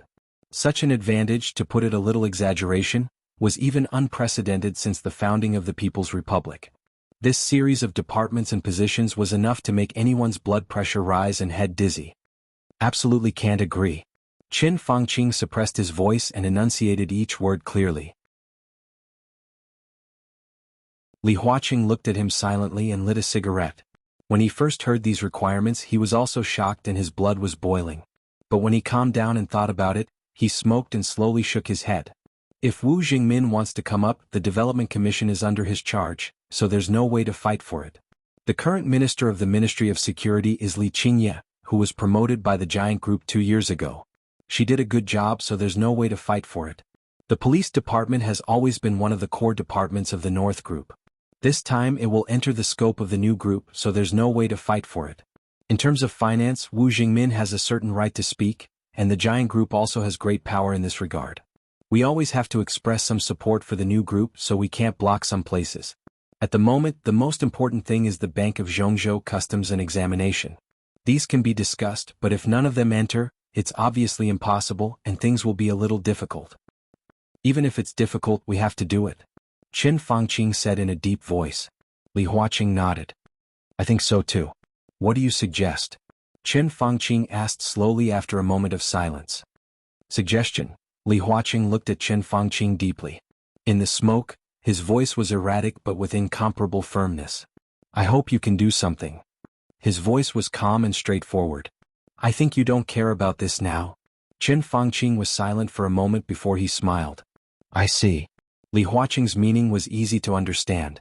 Qin Fangqing's fate was doomed. No matter what he did, there would be no change. But now he still sat in this position, so Li Huaqing hoped that Qin Fangqing could jump out and be the villain to stop the momentum of Li Tianlan and the new group. This would make Qin Fangqing's situation more passive and more miserable, but what did it matter? No matter how miserable he was, he could not escape death. The only thing he needed to care about was that the Prince Group would lose more because of Qin Fangqing's reckless behavior. But when Zhongzhou State and the Prince Group were put together, what was the latter? Qin Fangqing was silent for a moment and nodded. I'll do it. Li Huaqing nodded with satisfaction. Of course, pay attention to the way. Tianlan and the new group are extremely important to Zhongzhou State.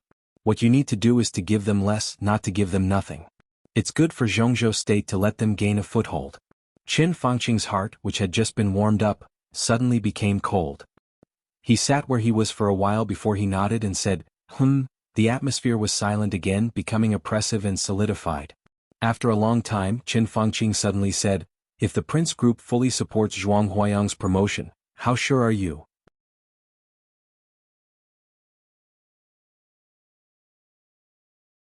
Chapter 1074. This question was heavy and straightforward, concise and to the point. Even Li Huaqing was stunned for nearly half a minute. Qin Fangqing was not in a hurry, quietly waiting for the other party's reply. Li Huaqing came back to his senses, but he did not speak. Instead, he began to think quietly. The Prince Group fully supported Hua Xingyang. This was a question that the academics had never considered before, because everyone thought it was unlikely. The Prince Group was a supergroup that had existed since the founding of the People's Republic. It had ups and downs, but it had never fallen out of the ranks of the top groups. Among the six, the Prince Group had the longest history, the most profound foundation, and the extremely solid foundation in all aspects. Even today, the Prince Group maintained a very close relationship with some retired but still had a strong influence on the old people. This was a fatal disadvantage that the academics, a new group that had a short time to rise, did not have. And the existence of those old people not only had a strong influence on the Prince Group, but also on different members of the six. However, with the rise of the new group, the Prince group would inevitably be greatly weakened, and all aspects would be affected. The reason why the Prince group could exist since the founding of the People's Republic and always be in the ranks of the top groups was that each of their leaders had a very strong group concept. To explain it in an inaccurate but easy to understand term, the so-called group concept was selfishness. This kind of concept would overemphasize the group's future, protect its shortcomings and cause some short-sighted decisions. But at the same time, such a concept would greatly strengthen the cohesion within the group. Chen Fangqing was definitely an outlier in the Prince group. But Guo Wenyan took this concept to the extreme. Simply put, in the overall situation of Zhongzhou State and the group's future, Chen Fangqing would think that the overall situation of Zhongzhou State was overriding. In Guo Wentian's heart, he also thought that the overall situation of Zhongzhou State was more important, but that was all. So even if he had a seemingly correct understanding, he would always consider some internal problems of the group in some decisions and implementation. Outsiders had no right to judge whether this concept was right or wrong. Li Huaqing was not qualified either. But Li Huaqing had the vision to see clearly how the Prince group would choose in this situation. The Prince group was now really in a precarious situation. According to their past habits at this time, the most important thing they should do was to completely withdraw their wings, throw away all the interest that they were reluctant to give up but had to give up, and plan their future. According to their strategic goals, after this election, their biggest demand was to occupy 2 places on the Council of Zhongzhou State, which would also be the goal they would strive for after giving up Chen Fangqing. At present, Guo Wenyan would continue to be re-elected, and the candidate for the other council members still needed their internal coordination and research. Under such circumstances, they needed enough time to straighten out all kinds of relationships so as to save as many things as possible. Not to mention supporting the academics. Under such circumstances, it was impossible for them to intervene in anything other than the internal problems of the Prince group. They would only do their best to achieve their own goals. Now, Chen Fangqing asked him how confident Hua Xingyang was if he got the full support of Prince group. The key was, how much support was this so-called full support? Li Huaqing thought silently, and he suddenly found it difficult to answer this question. Every election was filled with turbulent times. Whether it was those who could be re-elected or those who were striving for a higher position, no one could be alone. Competition was everywhere. Even if they could continue to be re-elected, they had to carefully think about how they should express their attitude in the situation, what attitude they should express, and how they should express their attitude. In countless competitions, there would always be one position that became the focus of all the competition. It was the same in this election. Before the final battle in North Sea, the competition between Yi Dongxing and Wang Qinglei was the core focus. This kind of competition lasted for nearly 2 years, and the activities of both sides were extremely frequent. It even caused some internal turmoil in the Southeast group, which could be said to be a joke to outsiders. Now that the final battle in North Sea was over, it meant that Wang Qinglei was automatically out. But the focus of the competition did not disappear. Instead, with the vacancy of Chen Fangqing, the focus of the competition directly shifted to the position of the head of the cabinet. The Prince group now had no suitable candidate to compete for this position. The new group had risen for a short time, and it also did not have this ability. The North group of Eternal Soy Sauce was busy trying to integrate with the new group. The giant group could not push out a competitive candidate to compete for this position for the time being. Everyone knew that the new Prime Minister of Zhongzhou State was either from the academics or from the Southeast group. When Xiyuan, the Speaker of Beihai, a member of Zhongzhou State. Hua Xingyang, the Deputy Prime Minister of the Cabinet. At present, these two were the most promising candidates for this position. Each had its advantages and disadvantages. In terms of ability, no matter who it was, they were absolutely qualified to be the Prime Minister. Hua Xingyang's advantage was that he had served as the Deputy Prime Minister for 1 term and was more familiar with the cabinet. In this position, it was tantamount to taking advantage of the situation. From a deputy to a top leader, there was no need for running in. His disadvantage was that Li Huaqing would be re-elected. The number 1 and 2 figures were both from the academics, which would undoubtedly make others extremely uneasy. With uneasiness, there would naturally be backlash and opposition. And when Xiyuan's advantage was that he could get a lot of support more easily. The giant group, the new group, the North group, and the Southeast group all preferred Wen Xiyuan to be in this position. His disadvantage was that his position was not as competitive as Hua Xingyang's. But if the academics could get the full support of the Prince group, the situation was completely different. The current Prince Group and the academics were no longer the Prince Group and the academics more than 2 years ago. Similarly, the current Giant Group and the Southeast Group were no longer the Giant Group and the Southeast Group more than 2 years ago. In the past 2 years, the two groups, the Southeast Group and the Giant Group, had constantly compromised and completed the internal reshuffle and change of blood. The cooperation between Li Huaqing and Qin Fangqing was aggressive and aggressive. They took advantage of the time when the other party changed blood and shuffled the cards. The power of the two groups had been greatly expanded. And the power of the Southeast Group and the Giant Group had been greatly locked. It was no exaggeration to say that when Li Huaqing and Qin Fangqing stood together, they now represented the two largest groups in Zhongzhou State. If they fully cooperated, the possibility of pushing Hua Xingyang to the top, Li Huaqing thought for a while and finally confirmed a fact. If they fully cooperated, the possibility of Hua Xingyang being promoted was very, very, very great. Really? Li Huaqing asked in a deep voice. I just met Wen Tian. Qin Fangqing said lightly, I'm sitting here now representing more than myself. If it were before, Qin Fangqing wouldn't have said it, and Li Huaqing wouldn't have asked. But now, whether Qin Fangqing could still represent the Prince Group became a very serious question, so serious that he had to seriously emphasize it. If that's the case, the possibility of Xingyang being promoted is very high. Li Huaqing said slowly, at least 80% sure. 80% sure, Qin Fangqing muttered to himself and then smiled. I thought I was 100% sure, which was lower than expected. But in fact 80% is not low. There is no absolute in the world. How can there be a 100% success rate? Li Huaqing shook his head. How are you going to operate? It's a little difficult, but I can still do it. Qin Fangqing subconsciously rubbed his forehead. His headache had been continuing today. Instead of being relieved, the pain became more and more intense each time. Maybe he should go to the hospital. It just so happened that he would be free soon. Qin Fangqing laughed at himself in his heart, but his voice was still calm. Wen Tian and I will unify the voices of the group in the shortest time possible. Now the comrades are a little restless. It's not good to be too impetuous. Yes, we are already very passive. We can't be the first to be chaotic. Li Huaqing said with deep thought. Who do you think is more optimistic about in the Prince Group? Wen Tian is experienced and steady.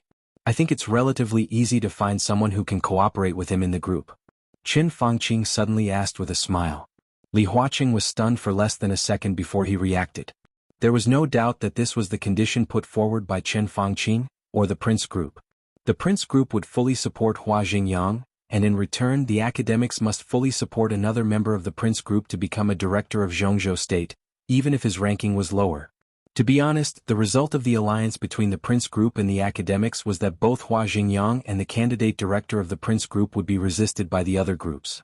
If they didn't cooperate, the other groups would focus on Hua Xingyang. After getting a satisfactory result, even the new groups wouldn't pursue the Prince Group.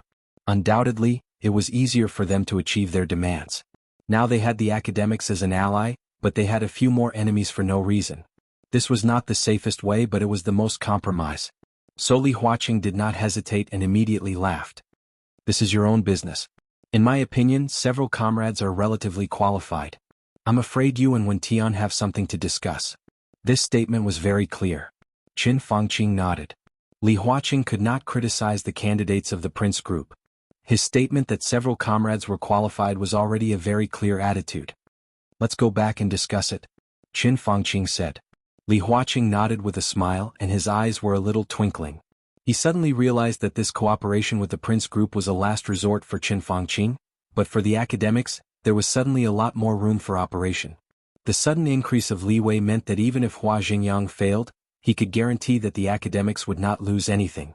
All kinds of thoughts flashed in his mind for a moment, and then he heard Qin Fangqing's voice again. At present, it seems that there are still a lot of things to solve in the Southeast Group. Wang Qinglei can't go to Beihai this time, but his status is there. In addition, it is said that Wang Xiaoyao has reached the peak of the invincible realm. They also have a lot of hidden dangers inside. Although my decision did not succeed in a sense, it also slowed down the pace of the Wang family of Beihai. In the next few years they should focus on stability and not be too radical. His voice paused for a second and then he continued, now the one who should be worried or even vigilant is Li Tianlan. Nanyue Xie Jiangnan Dongshan. Before and after this election 4 provinces will fall into his hands, which is enough to form the basic framework of a new group. But don't forget, the resources in his hands are not only 4 provinces, but also Jiangxia. The area of 5 provinces is enough for the new group to complete the primitive accumulation and rise quickly. In fact, I have learned about the new group in detail before. Although their talent reserve is a little insufficient in some aspects, it is already very perfect. Now there is Zhou Yuanshan in Jiangxia, and the new group has taken over Nanyue, which is equivalent to completely paving the way for Zhou Yuanshan to enter the parliament and even become a director. In the future, when Tiannan officially becomes a province, Ning Qianqing will also enter the parliament. Now Wu Jingmin and Bai Qingqian can work for 1 term. Wu Jingmin is old and will retire after 1 term. Bai Qingqian can take advantage of the situation and Zhou Yuanshan can be transferred to Nanyue, so he can naturally become a member. After 1 term, Bai Qingqian is very likely to continue to be re-elected. After all, she is not old. At that time, Zhou Yuanshan can take a step up to become a director. At that time, Qin Fangqing thought about it and smiled coldly. At that time, Tiannan will basically become Tiannan province, and Ning Qianqing will become a member of Zhongzhou state. Plus the new speaker of Nanyue, and the North group that has completed the initial integration, 10 years. The clearest thing we can see now is 10 years. 10 years later, the new group will become a supergroup with 2 directors and at least 3 members of parliament. At least 3 members of parliament. President, don't you have any feelings about such a scale? What do you mean? Li Huaqing looked up at Qin Fangqing. He knew more than Qin Fangqing. In the current situation, having 2 directors of Zhongzhou state was indeed a configuration that only top groups could have, but the configuration of 3 members of parliament was slightly insufficient. If it was 10 years later, in his expectation, the new group would have 2 directors of Zhongzhou State Council and about 5 to 7 members of parliament. If only looking at the high-level strength, this was basically the configuration of the academics and the Prince group today. After Li Tianlan owned the Flourishing Age Fund, it was not only the North group that was annexed and integrated, but the power of the giant group was also gradually approaching the new group. From this point of view, the comprehensive influence of the new group was already top. With Wu Jingmin, although Dongqing Wudi was the leader of the giant group, he could also be regarded as a major pillar of the new group. However, Li Huaqing had long let go of his dissatisfaction. The current situation might not be what he wanted to see, but no matter what, such a thing had happened in the end. He had tried to stop it and so had Qin Fangqing, but they did not succeed. In this case, Li Huaqing could only welcome their rise and do his best to guide them to play the right role and move in the right direction. The new group, Emperor Dong's palace, Li Tianlan, this is already a problem that cannot be ignored. I can say with certainty that the existence of Li Tianlan and Emperor Dong's palace is even more dangerous to Zhongzhou state than the Wang family of Beihai. We must try our best to compress his existence space and reduce his sense of existence. Otherwise, the consequences will be unpredictable. The most obvious example is that Beihai is Beihai of Zhongzhou state. But what did the people on Mount Dibing do? Qin Fangqing's tone was a little excited. Beihai has so many resources: oil, natural gas, all kinds of minerals, forests, land resources, and even water resources. How much has Beihai swallowed over so many years? How much has it given to Zhongzhou state? Less than 60% on average. This 60% is shared by a country, and Beihai can get 40%. They are completely lying on the blood vessels of Zhongzhou state to suck blood. Beihai has the best water source in the world, and they are 100% monopolizing it. Have you seen the market survey of the Ministry of Health and the Ministry of Commerce 2 years ago? Every year, part of the mineral water sold by Beihai to Zhongzhou state costs more than 200 yuan per barrel, close to 300 yuan. They say it's water for nobles. Nobles? How can there be nobles in Zhongzhou state? There is no King nobles. On the land of Zhongzhou state, every grass and every tree belongs to the country and the people. How dare they? How dare they? And the land. The land of 150,000 square kilometers in Beihai can only support less than 20 million people. The cabinet has been paying attention to this matter. I paid attention to it when I was in office. My predecessor and even my predecessor were thinking about this problem. In the most beautiful province of Zhongzhou state, the transfer of people's household registration is more complicated than immigration. Now the little bastard Wang Xingxiao even closed this channel. How dense is the population of Zhongzhou state? How tight are the land resources? The cabinet issues policies every day and discusses them every year. Is it useful? Zhongzhou state doesn't want to occupy the land of Beihai. I can understand the treaty of that year. Zhongzhou State is willing to spend money and buy it. Beihai belongs to Zhongzhou State. We just want Beihai to develop more reasonably. Is that wrong? What did Wang Tianzong say? Not for sale. There is no room for negotiation at all. Beihai is not a big agricultural province. Its tertiary industry is developed and its land planting area is very small. Because Beihai is rich and can be bought outside. What do they use the land for? If these lands are handed over to Zhongzhou State for overall planning, we can move at least 40 to 60 million people to Beihai, at least. And it won't bring too much change to Beihai. The Ministry of Construction has plans to build houses, schools, hospitals, and traffic networks. They are absolutely reasonable. But what does Mount Dibing want to do with Beihai? They build F*King parks, plant flowers and grass and cultivate forests. The whole province is full of flowers. The green area is even much larger than the residential area. What do they want to do? What do they want to do? They made Beihai the most beautiful province, the most comfortable province, and the happiest province. But does all this have anything to do with Zhongzhou State? Does it have anything to do with it? Mount Dibing wants to use these things to bind everyone in Beihai for loyalty, cohesion, and a sense of belonging. Ha ha ha, what is the self-introduction of people in Beihai when they walk in Zhongzhou State or any country in the world? Am I from Zhongzhou State? No, there is no such saying. They will say that I am from Beihai, Beihai. They have the most comfortable living environment, the most beautiful province, the most relaxed life, the highest salary, the lowest housing price, the fairest environment, and the most leisurely holidays. Aristocrats, the aristocratic province of Zhongzhou State? *CK. He talked incessantly. Qin Fangqing had already seen his ending, so at this moment he seemed to want to say all the words that he had been suppressing in his heart. His voice was completely roaring as if he wanted to tear the roof off. His loud voice was so loud that even Ma Si, who was outside, could hear it clearly. Li Huaqing silently watched him vent his emotions almost hysterically. His eyes were quiet, with a touch of pity. I've had enough of this Beihai. Qin Fangqing took several deep breaths and continued, I wanted to smash it but I failed. And now there is another Tianan. There are signs of this in Tianan now. If it continues to develop, it will be even more excessive than Beihai. Shenyuan City and even the whole Tianan need fewer people. They all want the best. They will use the resources of Zhongzhou State to build their own foundation. If we don't restrict it, Emperor Dong's palace will be as arrogant as Beihai is at its peak. Li Huaqing was silent for a long time before he slowly exhaled and calmly said, There is a problem that you have forgotten. What? Qin Fangqing frowned. Beihai belongs to Zhongzhou State. Li Huaqing said, Tianan will also belong to Zhongzhou State in the future.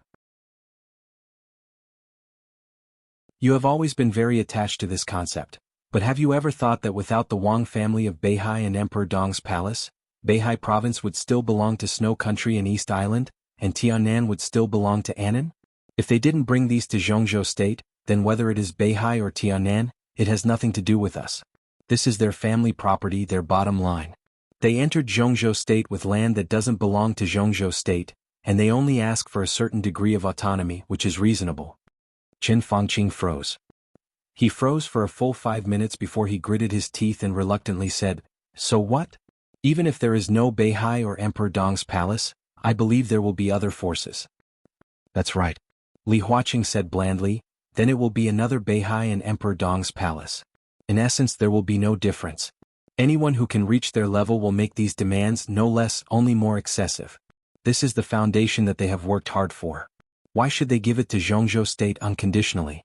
They are willing to return to Zhongzhou State because they are from Zhongzhou State.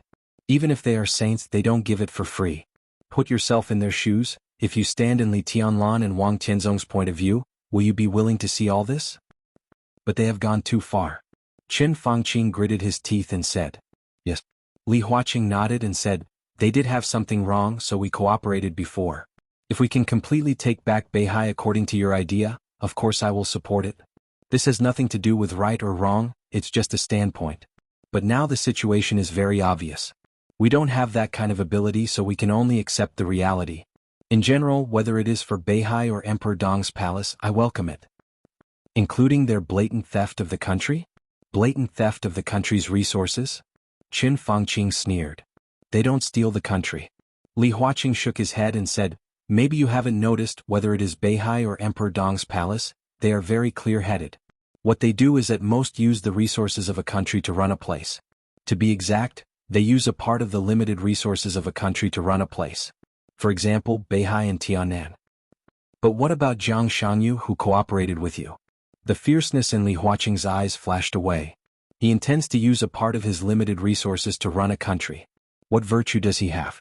Does he deserve it? What he did is the real theft of the country, and you actually cooperated with such a person. This is what disappoints me the most. Qin Fangqing's body suddenly stiffened, and he suddenly found that he couldn't say a word. Li Huaqing took a deep look at him, exhaled and looked up at the time. At the same time he looked up, the door of the office was knocked. The door was slowly pushed open and Ma Si, Li Huaqing's secretary, came in. He looked at the two giants sitting in the office and said softly, "President, His Majesty Li Tianlan is here."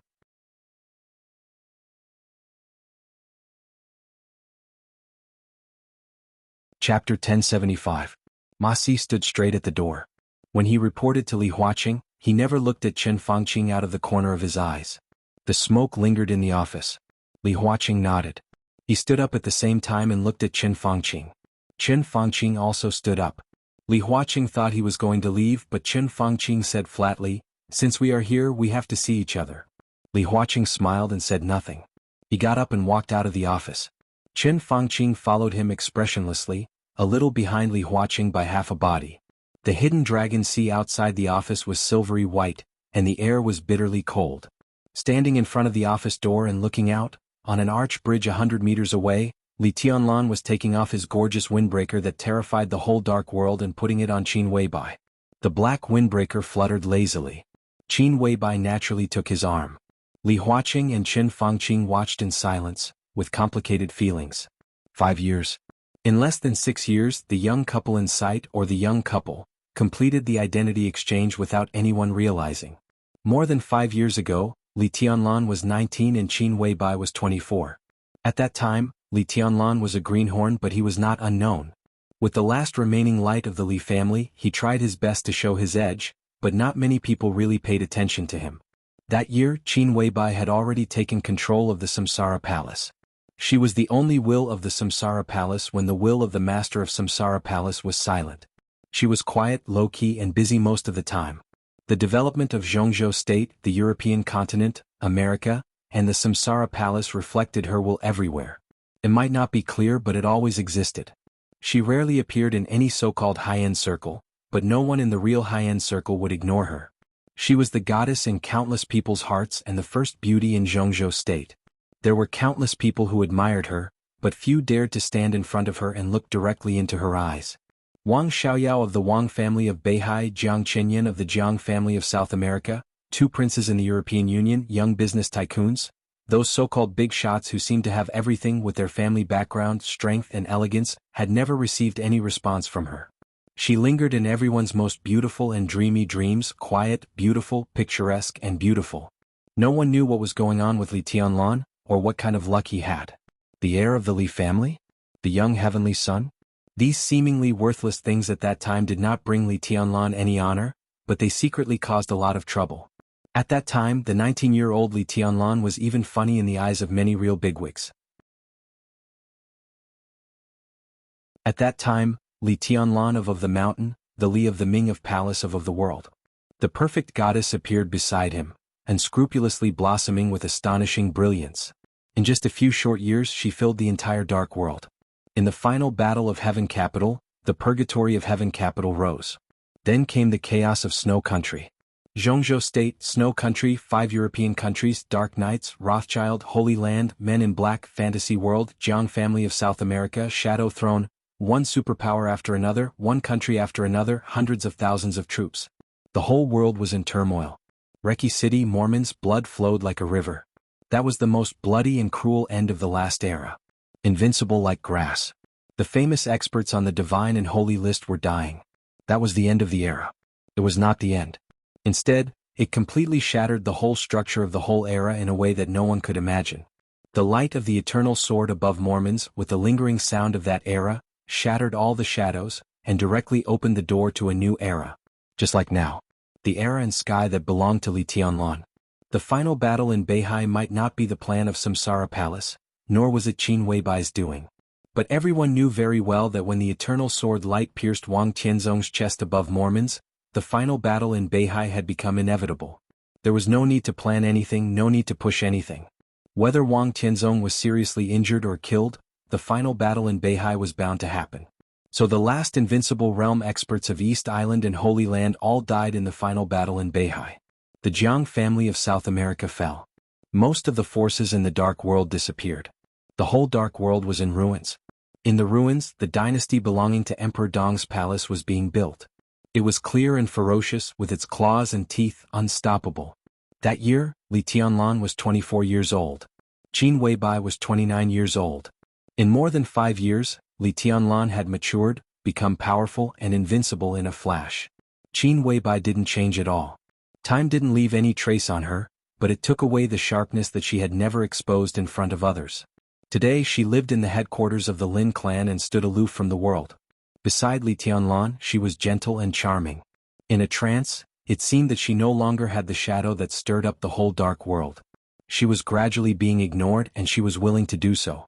But Li Tianlan stood on the top of the world, invincible. The identity and status between the two seemed to have changed a long time ago. But only at this time, when the young couple officially appeared in the hidden Dragon Sea and stood in front of Li Huaqing and Chen Fangqing, when the well-behaved Qin Weibai and the indifferent Li Tianlan stood together, the impact became particularly strong, like a huge wave, fiercely hitting the consciousness of Li Huaqing and Chen Fangqing. In a trance, Li Tianlan and Qin Weibai had come over. Wasi coughed. Li Huaqing quickly came to his senses, touched Chen Fangqing, walked down the steps and reached out to shake hands with Li Tianlan. Welcome you too. Qin Weibai stood beside Li Tianlan, smiled gently and quietly and didn't say anything. You're welcome, President. Li Tianlan smiled, turned his eyes and fell on Chen Fangqing. Chen Fangqing stood silently without reaching out or smiling, just looking at him expressionlessly. What are you doing here? Li Tianlan frowned and asked him politely. It's just a coincidence. Chen Fangqing said indifferently. The two sides had really shed all pretenses of cordiality, and they would really fight to the death. If it was in public, for the sake of the overall situation, the two might pretend, but in this situation, there was no need for politeness between them. I'm the Prime Minister of Zhongzhou State. Isn't it normal to discuss work with the President? But Your Highness, as soon as you arrived in Yuzhou, you can't wait to come to the Hidden Dragon Sea. Your manners are ugly and it's inevitable that you lose your demeanor. I asked Tianlan to bring me here. Qin Weibai smiled and said softly, I'm a woman and I never care about demeanor. I'm just a little curious and I want to see what the Prime Minister who has been targeting my man for the past 2 years will look like now. If I hadn't met you here, I think we would have taken the initiative to visit later. Your current expression compared with your last expression should be very interesting. You. Chen Fangqing's face turned livid. Qin Weibai's voice was too gentle and too straightforward, so straightforward that even Chen Fangqing felt a little powerless to refute. He was silent for a few seconds and then said with a gloomy face, when men talk, when it's a woman's turn to interrupt? He glanced at Li Tianlan and still called him with that somewhat harsh title. Your Highness, you really have a good upbringing. Li Tianlan's eyes narrowed and he said gloomily, who do you think you are?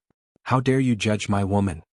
In the power center of Zhongzhou State, looking at the Prime Minister of Zhongzhou State and asking him what he was, this was simply the first time in the world, and it was a humiliation that didn't need to be emphasized too much. Not to mention how Chen Fangqing felt, even Li Huaqing who was beside him felt offended. He was a little unhappy, but he had completely understood Li Tianlan's attitude. Strong, tough. Such an attitude also meant that on the topic of the new group, there were many things that Li Tianlan was not going to leave any room for compromise at all. You two, enough is enough. We don't meet here to quarrel. Li Huaqing said slowly. You're right. Li Tianlan nodded. I just want him to recognize himself. At such an old age, how dare he talk about upbringing here shamelessly? His own precious daughter is nearly 50 years old, and she has 9 lovers outside, 5 of whom are students at school. I have all kinds of high-definition videos of all kinds of information here. How about it, Prime Minister, do you want me to send you a copy? Or should I make it public on the internet? Upbringing, do you also know what upbringing is? How dare you? Chen Fangqing growled and his face was ferocious. A touch of blood and sweetness gushed out of his throat, and he swallowed it down. Tearing. The blood seemed to tear the blood vessels and he felt cold all over. He had a splitting headache and his whole head began to become numb in the severe pain. "I will do that," Li Tianlan said lightly, "but after you get out of this position, I will give you an absolutely satisfactory explanation for the 62 people in your Qin family." Tianlan. Li Huaqing's tone suddenly became a little heavier. "This is Hidden Dragon Sea." His eyes were quiet and dignified with an obvious warning. Li Tianlan sneered and walked directly up the steps with Qin Weibai. Ma Si bowed slightly and opened the office door respectfully. Li Huaqing took a deep breath, patted Qin Fangqing on the shoulder, and turned back into the office without saying a word. The office door was closed. Qin Fangqing stood silently in the deep cold snow for a long time. The smoke in the office had not dissipated. Li Huaqing turned on the ventilation system, made a new pot of tea and said with a smile, "It's understandable that the Prime Minister is in a bad mood. Tianlan, there are many times and things that I can't stop you even if I want to. I think the Prime Minister has enough psychological preparation for some results. I'm not going to comment on this, I just want to say, pay attention to the way." Li Tianlan looked down at the gradually boiling tea in front of him and said in a flat voice, "The way I choose is the most appropriate, and it is what he deserves." Li Huaqing quickly frowned. "What are you going to do?" Li Tianlan raised his eyebrows slightly and looked a little surprised. "Didn't I just say? When we were outside." Li Huaqing's movements suddenly stiffened, and even his expression became a little stiff. What Li Tianlan just said? Put the video of Qin Lijuan on the internet? Let all the members of the Qin family die? Li Huaqing pondered and did not speak for a long time. Winner takes all no matter where it is, this is the truth. As a loser, Qin Fangqing had nothing to say. His life and death were already destined. Li Huaqing could accept it, and he could also accept the disappearance of some core members of the Qin family. But Li Tianlan's meaning was very clear. He was not going to let Qin Fangqing, the whole Qin family, and he was not going to leave any leeway. If the Qin family ended up extremely miserable, it would cause extremely strong turbulence in the whole Zhongzhou state, and others would inevitably feel sad. What Li Huaqing wanted was stability, and such a situation was not what he wanted to see. Tianlan, the Prime Minister did do something wrong, but after all, the others are innocent. Li Huaqing looked at Li Tianlan and said slowly, "Everyone is qualified to say that they are innocent, but Qin Fangqing is not." Li Tianlan said faintly, "The termination plan? Oh, she has already left Beihai and me and now no one knows where she is." When Qin Fangqing started the termination plan, did he not consider the innocent? According to his style, if the battle in Beihai fails, or if we don't stand the pressure in the past 2 years, what will happen to Beihai? What will happen to Emperor Dong's palace? Li Tianlan looked at Qin Fangqing and said faintly, "It's all the same. I can be sure that if we lose, no one will say that they are innocent, including you." Li Huaqing looked away a little awkwardly. It was undeniable that even in Li Huaqing's heart, he also hoped that Qin Fangqing could completely break up the Wang family of Beihai and then completely suppress Emperor Dong's palace. None of them wanted to see Beihai continue to develop, and no one was willing to see the rise of a new group. Qin Fangqing was like this and so was Li Huaqing. Li Tianlan could have power, but in their expectations, absorbing Emperor Dong's palace before the Flourishing Age Fund was already the limit of their tolerance. Completely suppressing Emperor Dong's palace and maximizing his personal strength and future was the most correct way of governing a country. It had nothing to do with right or wrong. From the perspective of the overall interest of Zhongzhou state, this was the position that a ruler must have. Qin Fangqing did so. So did Li Huaqing. The only difference between the two was that Qin Fangqing didn't believe in evil when he found that things couldn't be done. He stubbornly insisted on doing it. He used unorthodox methods and unconventional methods, and even joined hands with East Island to start the battle in Beihai. But in the end he still failed. Li Huaqing was much smarter and calmer than Qin Fangqing. After finding that things couldn't be done, he quickly adjusted his mentality and accepted the reality. He was still trying to control the situation within the scope of his control. Now the academics were cooperating with Li Tianlan and the new group, and they were also competing with the new group. At this level, friends and enemies were no longer pure. The relationship between them had been changing subtly, but one thing was certain. Li Huaqing wouldn't have a good impression of Li Tianlan, and Li Tianlan would have the same impression of Li Huaqing. If we lose, what will happen? Li Tianlan asked softly. He didn't wait for Li Huaqing to speak and continued, "I will die, Wang Xingxiao will die, the Wang family of Beihai and Emperor Dong's palace will be shattered, my women, my brothers, my supporters, none of them will have a good end and neither will their families. They will die in all kinds of accidents, in prison, in hospitals, and more people will die. The Southeast Group, the Giant Group, the North Group, the Flourishing Age Fund. How many people are there? Have you counted? There is such a time. Li Tianlan looked at Li Huaqing, and his eyes were as sharp as knives. Will someone stand in your position and say that they are innocent? First of all, will you? Li Huaqing opened his mouth and was about to say something, but Li Tianlan had already said directly, "It doesn't matter whether I will or not." His voice was cold, with a kind of extreme confidence and strength. Because I will not lose. All those who touch the bottom line of Emperor Dong's palace should think about Chen Fangqing's end in the future. Li Huaqing was silent. Dead silence. After a long time, he took a deep breath and said slowly, "Do you know how many years the Prime Minister has worked in Zhongzhou State and what he has done for Zhongzhou State?"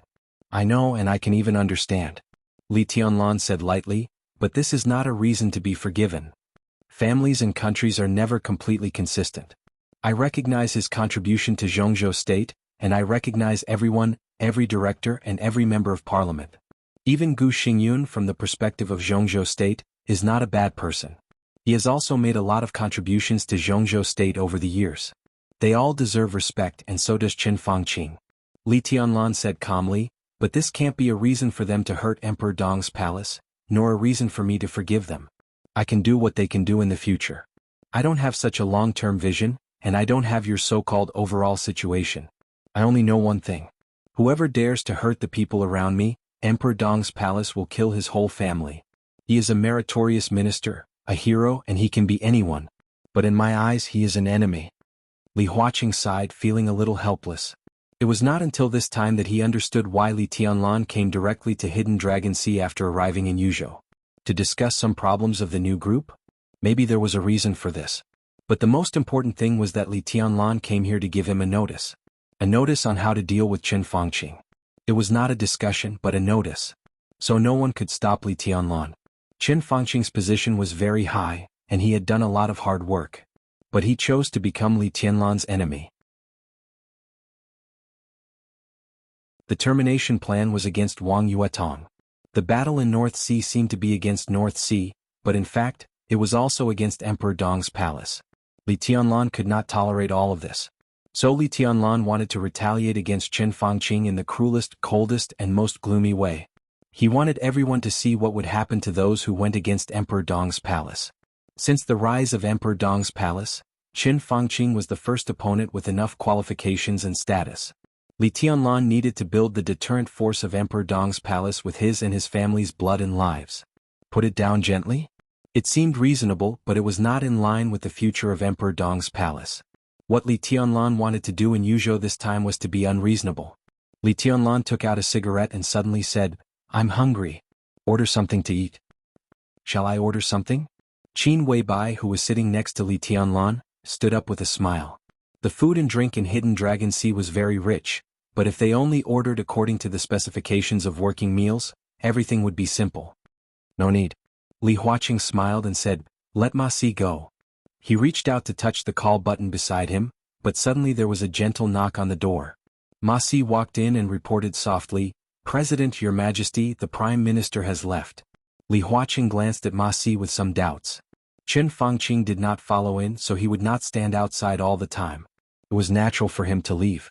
Ma Si glanced at Li Tianlan and hesitated. "Say it. Don't be so hesitant." Li Huaqing shook his head. Well, the Prime Minister returned to his office, sorted out a lot of documents and then left the office. "Look at the direction." After a pause, Ma Si looked at Li Huaqing's face and whispered, "Look at the direction. The Prime Minister should be going to the office of the Vice Minister, Hua Xingyang." Li Tianlan lowered his head, and his eyes suddenly became a little fierce. Li Huaqing narrowed his eyes. He nodded and said, "I see. You informed the canteen to make a few dishes for dinner." Ma Si nodded and closed the door again. At the same time, in the Hidden Dragon Sea, Chen Fangqing came to the door of the Winter Pavilion with a big box full of documents. The Winter Pavilion was the residence and office of Hua Xingyang, the Vice Minister of Zhongzhou State. Perhaps for the sake of convenient communication, it was very close to the Green Flower Hall where Chen Fangqing lived. When Chen Fangqing walked over, he just paused outside the door and then walked straight in. "Prime Minister." The secretary, who had obviously noticed Chen Fangqing, stood up and smiled respectfully. Chen Fangqing nodded and asked directly, "Is Comrade Xingyang here?" The secretary would have noticed him on his way here. In the past, Hua Xingyang should have come out to greet him. But now, Chen Fangqing laughed at himself and didn't bother to care about it. But what he didn't expect was the secretary's answer. The secretary's voice was still respectful, with an obvious apology. "Prime Minister, I'm sorry. Vice Minister Hua is not feeling well today. He went to the backyard to sleep an hour ago." Chen Fangqing was obviously stunned for a moment. He looked at the door behind the secretary. A little light came through the crack in the door. It was quiet inside the door. Chen Fangqing was silent for a long time. There was obviously someone in the office behind the secretary. This was the office of the Vice Minister of Zhongzhou State. If he was not inside, who could go in? Who dared to go in? And the secretary was sitting here at this time. If Hua Xingyang was already resting, why was he sitting here? Everyone could figure out what was going on, and they would also understand Hua Xingyang's subtext. That was, he didn't want to see him. The reason for the other party's refusal was not clever, but it was very clear. Chen Fangqing spoke slowly and emphasized again, "It's a very important matter. I'm sorry, Prime Minister. Vice Minister Hua is really not feeling well today. How about another day?" The apology on the secretary's face became more obvious. Chen Fangqing glanced at the closed door again, nodded and said, "Got it." Then he turned and left the winter pavilion without looking back. The secretary saw him out and watched his figure go away in the night and snow. He took out his mobile phone and made a call, seemingly to call the driver. The secretary let out a sigh of relief, turned back, and gently pushed the office door open. "Vice Minister, the Prime Minister has left," the secretary said softly. Hua Xingyang stood in the office and was practicing calligraphy. When he heard the words, he paused for a moment. A drop of ink fell from the tip of the brush onto the snow-white rice paper, leaving a dark stain. "I see." The brush fell. Hua Xingyang said calmly. Chen Fangqing walked back to Tsinghua Hall again. The black Hongqi car was parked in front of the door. The driver stood in front of the door, watched Chen Fangqing come over with a box, and gently opened the door for him. Chen Fangqing sat in the car, patted the box and closed his eyes. "Prime Minister, where to?" the driver asked as he started the car. After a moment of silence, Chen Fangqing said lightly, "To Building 11 of Dragon Lake Park." Building 11 of Dragon Lake Park. The driver was obviously stunned for a moment. He seemed to be a little suspicious and repeated again, "Building 11? Chen Fangqing closed his eyes and said softly, "Yes."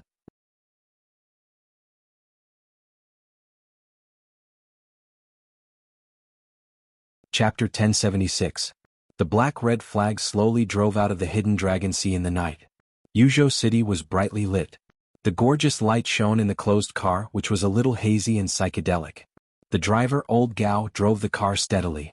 From time to time, he quickly glanced at Chen Fangqing, who was sitting in the back row with his eyes closed. Old Gao's heart was in turmoil. He was a little uneasy, a little excited, and a little hesitant. No matter what, the chauffeur of the leader could see the situation better than most people. Who the leader was talking to, how the mood was after the conversation, and even what they were talking about.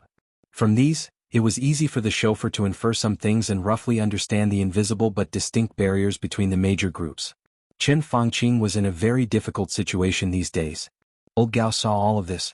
It was not easy to be a leader, and all aspects would also affect the people around him. Old Gao also suffered a lot during this time. Because of this, he felt a little incredible about the destination of Chen Fangqing's trip. Building number 11 in Dragon Lake Park. In Old Gao's mind, Chen Fangqing might go anywhere now, but he would not go to building number 11 in any case, and he should not go there. Dragon Lake Park was not too far from the hidden Dragon Sea, and it was not open to the public. In the huge park, dozens of villas were sporadically dotted among the green mountains and rivers. They were the residences specially built by Zhongzhou State for the sitting MPs, retired MPs, state advisors, and other leaders of Zhongzhou State. Building number 11 was Villa number 11. The owner of this place was not close to Chen Fangqing at all. In the current situation, he could even be said to be an enemy. This was the residence of Wu Jingmin, a member of Zhongzhou State and the deputy prime minister of the cabinet. It was said that he was the firmest supporter of the young emperor of Tiannan. Many policies implemented in recent years were obviously taking care of Tiannan. Most of the support in funds and resources was handled by him. It was said that the young emperor of Tiannan had already established a new group. After the election, Wu Jingmin, who should have retired due to his age, would continue to wield even more power. He might even become a director. If that was the case, he would become the supreme leader and flag bearer of the new group. In any case, the leader sitting in the back row would not be a friend of Wu Jingmin. What is the prime minister doing here so late? Old Gao thought silently. The red flag passed through the brilliant lights and gradually approached the heavily guarded Dragon Lake Park. After passing the checkpoint and showing their identification, the car went up the winding and smooth road. In the back of the car, Qin Fangqing opened his eyes and wound down the window.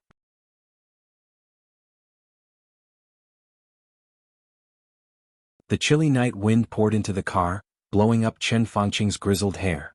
The persistent headache began to subside, and his consciousness also became clearer. Wu Jingmin, he silently thought about this person, and the memories in his mind were more than most of the others. Scenes after scenes flashed through his mind. Qin Fangqing grabbed the box beside him and took a deep breath. The headache became more and more intense. However, he had completely calmed down. The car stopped in front of Villa 11. The villa was lit up. Wu Jingmin, who was older than Qin Fangqing but looked more energetic, was already standing at the door, welcoming them with a smile. The most praiseworthy thing about Wu Jingmin was that he abided by the rules, but it was also the most troublesome thing about him. The Li family had been desolate for more than 20 years, and he had defended Jiangzhe alone until Li Tianlan appeared. Jiangzhe could be regarded as the base camp of the Li family. Such persistence had an absolute relationship with his absolutely stable style of doing things and excellent personal integrity. For so many years, Wu Jingmin was either radical or conservative, strong or conciliatory. Every time he was reasonable and well-founded. He and Li Tianlan were of different ages and styles of doing things. Li Tianlan could point to Qin Fangqing and ask him what he was, which was young and aggressive. However, no matter what kind of opponent Wu Jingmin faced, he would correct his attitude and be calm. The car stopped beside the street lamp in front of the door. Wu Jingmin, who was ready to rest, had changed his clothes. He took the initiative to take 2 steps and shook hands with Qin Fangqing, who got out of the car. There was no contempt or sarcasm in his smile, and he said in a gentle voice, "Hello, Prime Minister." Qin Fangqing shook Wu Jingmin's hand hard and did not respond to the somewhat condescending comrade Wu Jingmin. He looked at the old man in front of him who was 6 years older than him, and his eyes were a little dazed. Perhaps there was no hope of looking forward, so at this moment his mind was flashing with all kinds of past. "Speaker Wu, you are old," Qin Fangqing said softly and then smiled. "I am also old." Wu Jingmin was stunned. Mayor Wu? This title with the power of time seemed to pull him back to decades ago. Yes, decades ago when Wu Jingmin had just emerged, he used to be the mayor of a city in Qinzhou province, and at that time Qin Fangqing was the deputy mayor of that city. To a certain extent, many years ago the two of them had worked together. At that time, Qin Fangqing was still Wu Jingmin's direct subordinate. Just like now, the two of them were both in the cabinet, but their positions had been swapped and Qin Fangqing was walking in front. Wu Jingmin's eyes were obviously filled with memories.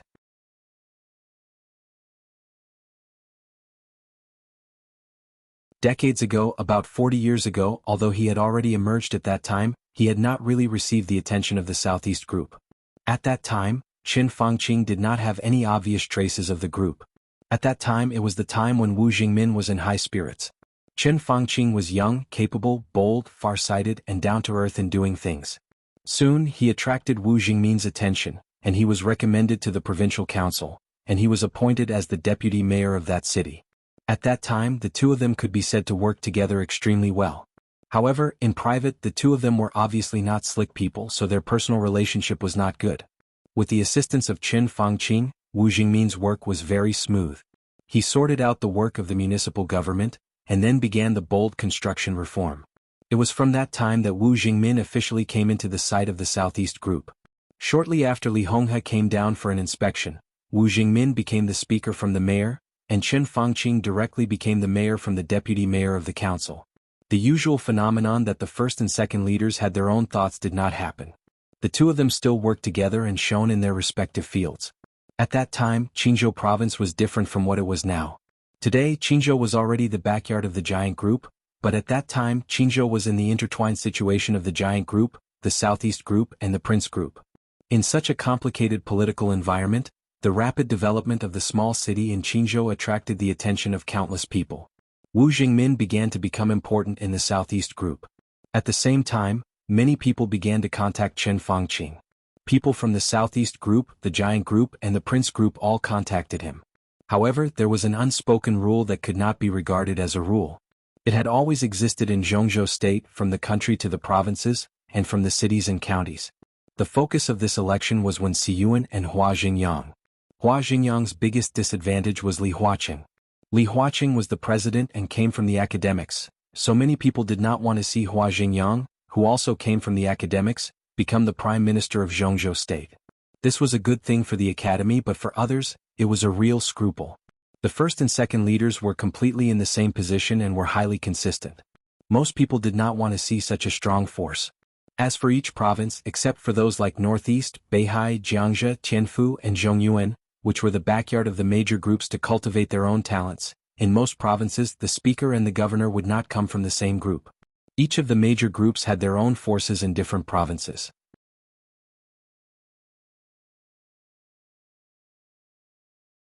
Some groups had a great advantage in terms of power, so that province would become their backyard in the conventional sense.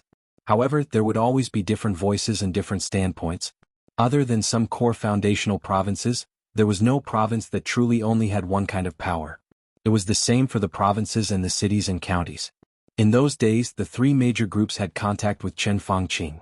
At that time, the Li family and the Wang family of Beihai were still in the same boat. It was no exaggeration to say that the Southeast Group was Chen Fangqing's best choice at that time.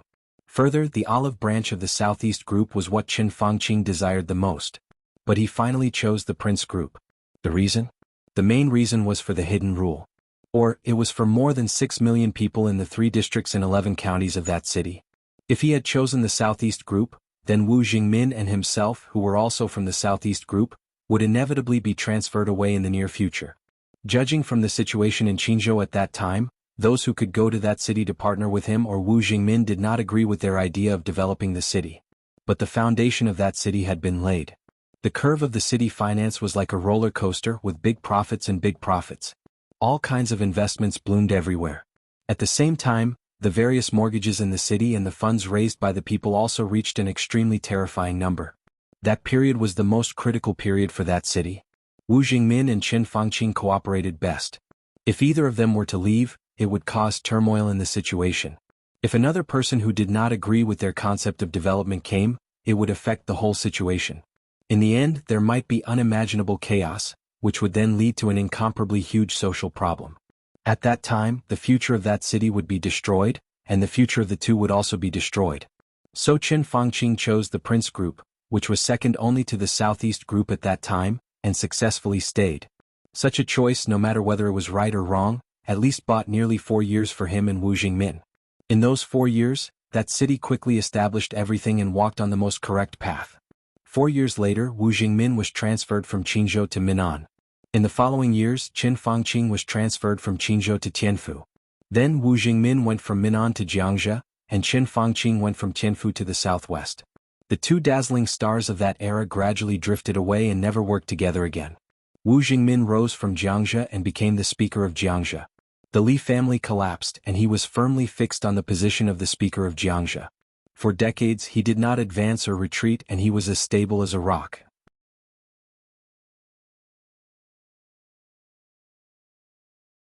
Chen Fangqing rushed out of Tiannan, entered Yuzhou, entered the cabinet, and became the prime minister.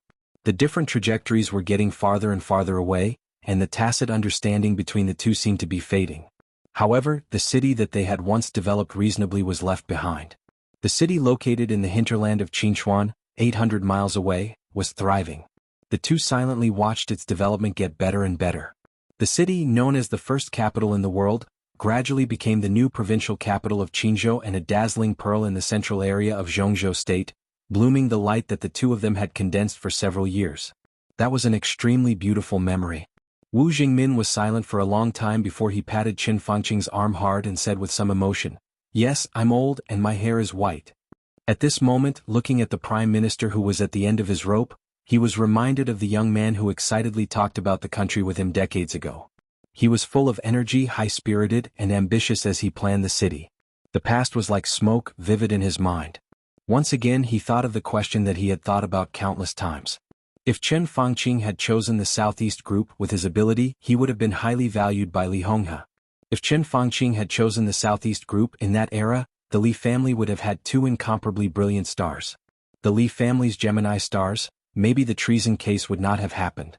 Maybe, there were too many maybes, too many ifs. But they all became the reality. There were no ifs.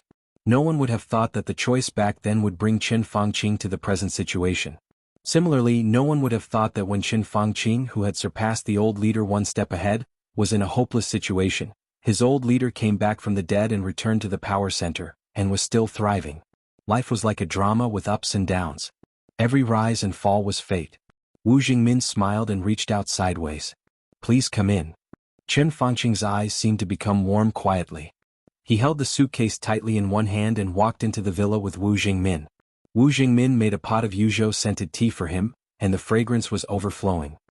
He sat opposite Chen Fangqing, pushed the cigarette in front of him to him and said with a smile, "Catching up."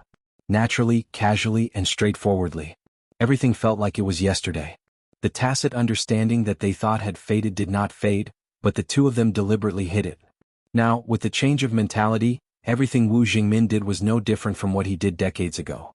In the living room, the figures of the two old men seemed to go back in time and return to the office decades ago, which was far less luxurious than it was now.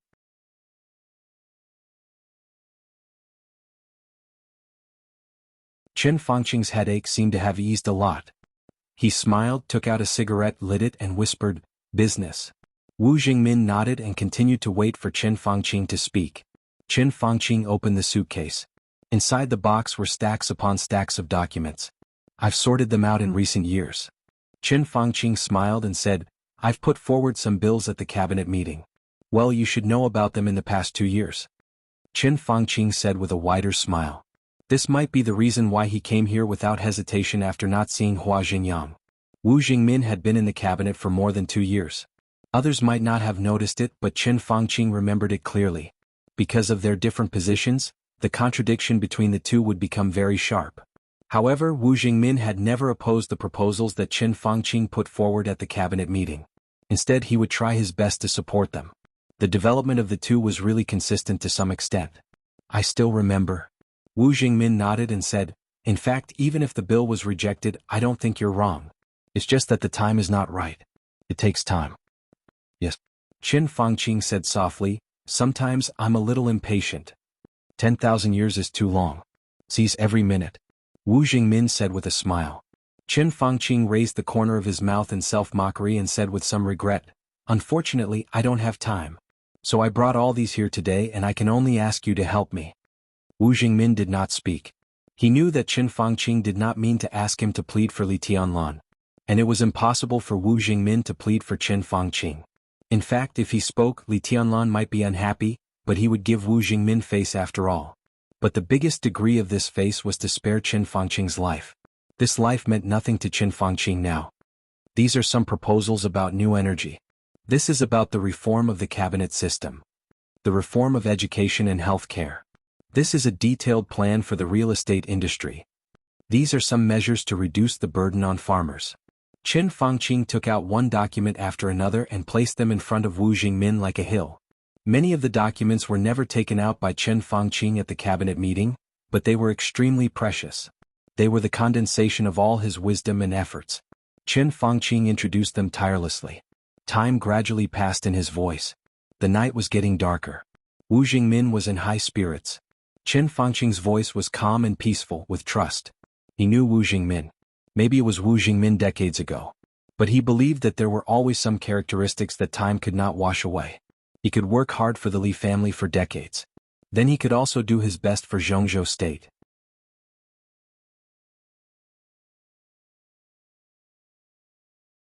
It was not until nearly 4 o'clock in the night that Chen Fangqing finished saying everything he wanted to say. He put all the materials back into the box, took away 2 proposals that were really not very mature, and then handed the whole box to Wu Jingmin. Wu Jingmin took it with both hands with a solemn face. The two of them shook hands tightly. "Want to have some supper?" Wu Jingmin smiled and looked at his watch again. "It should be breakfast now." "Forget it." Chen Fangqing shook his head. "I'll go back now. I'll go around the Hidden Dragon Sea and eat something by the way. I like the tofu pudding in the Hidden Dragon Sea. It's better than here. Wu Jingmin laughed and looked at Qin Fangqing. He saw relaxation and endless calmness in his eyes. Until now, I can say that I have really done everything I can for Zhongzhou State. Qin Fangqing laughed. Whether it's merits or demerits, let the later generations judge. He let go of Wu Jingmin's palm. Let's go. You don't have to see me off. Wu Jingmin insisted on seeing him out of the villa. Qin Fangqing walked to his car in the night without looking back. He casually waved his hand behind him and then walked forward calmly. He walked to his own doomsday.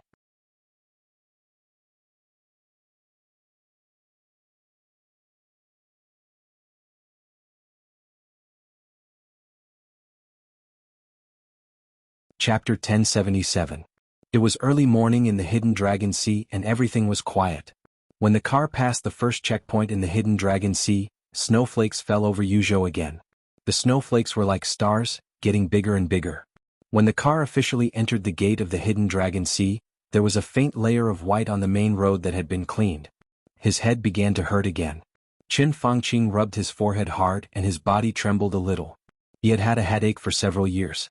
The most advice his private doctor gave him was that he should rest more, pay attention to his diet and lifestyle, and smoke less. However, in his position he couldn't do these seemingly reasonable and common suggestions at all. As the business became more and more heavy recently, he began to take painkillers. However, the pain kept getting worse and it seemed that even painkillers had lost their effect. Stop the car. Qin Fangqing ordered in a low voice. The black-red flag stopped on the main road of the Hidden Dragon Sea, which was covered with snow. Qin Fangqing opened the door. The cold wind blew in and his headache was slightly relieved. He felt much better. Xiao Gao, thank you for your hard work tonight.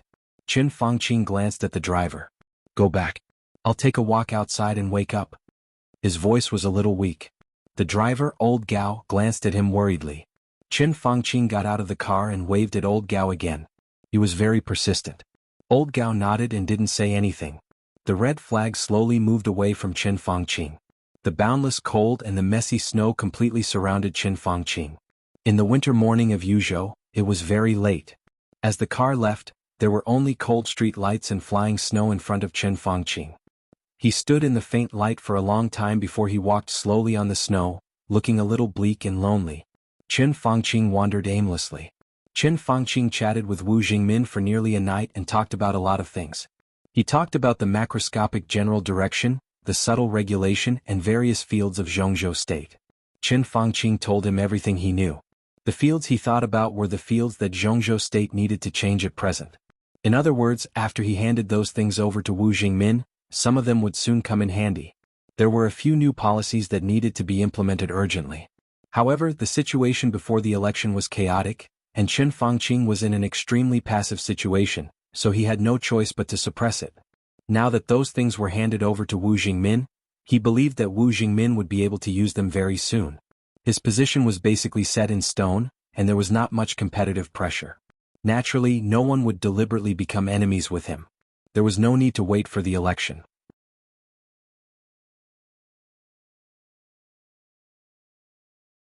At the next cabinet meeting, he would have a high chance of passing if he proposed it. By the time those policies were truly effective, Qin Fangqing would have long been deliberately forgotten.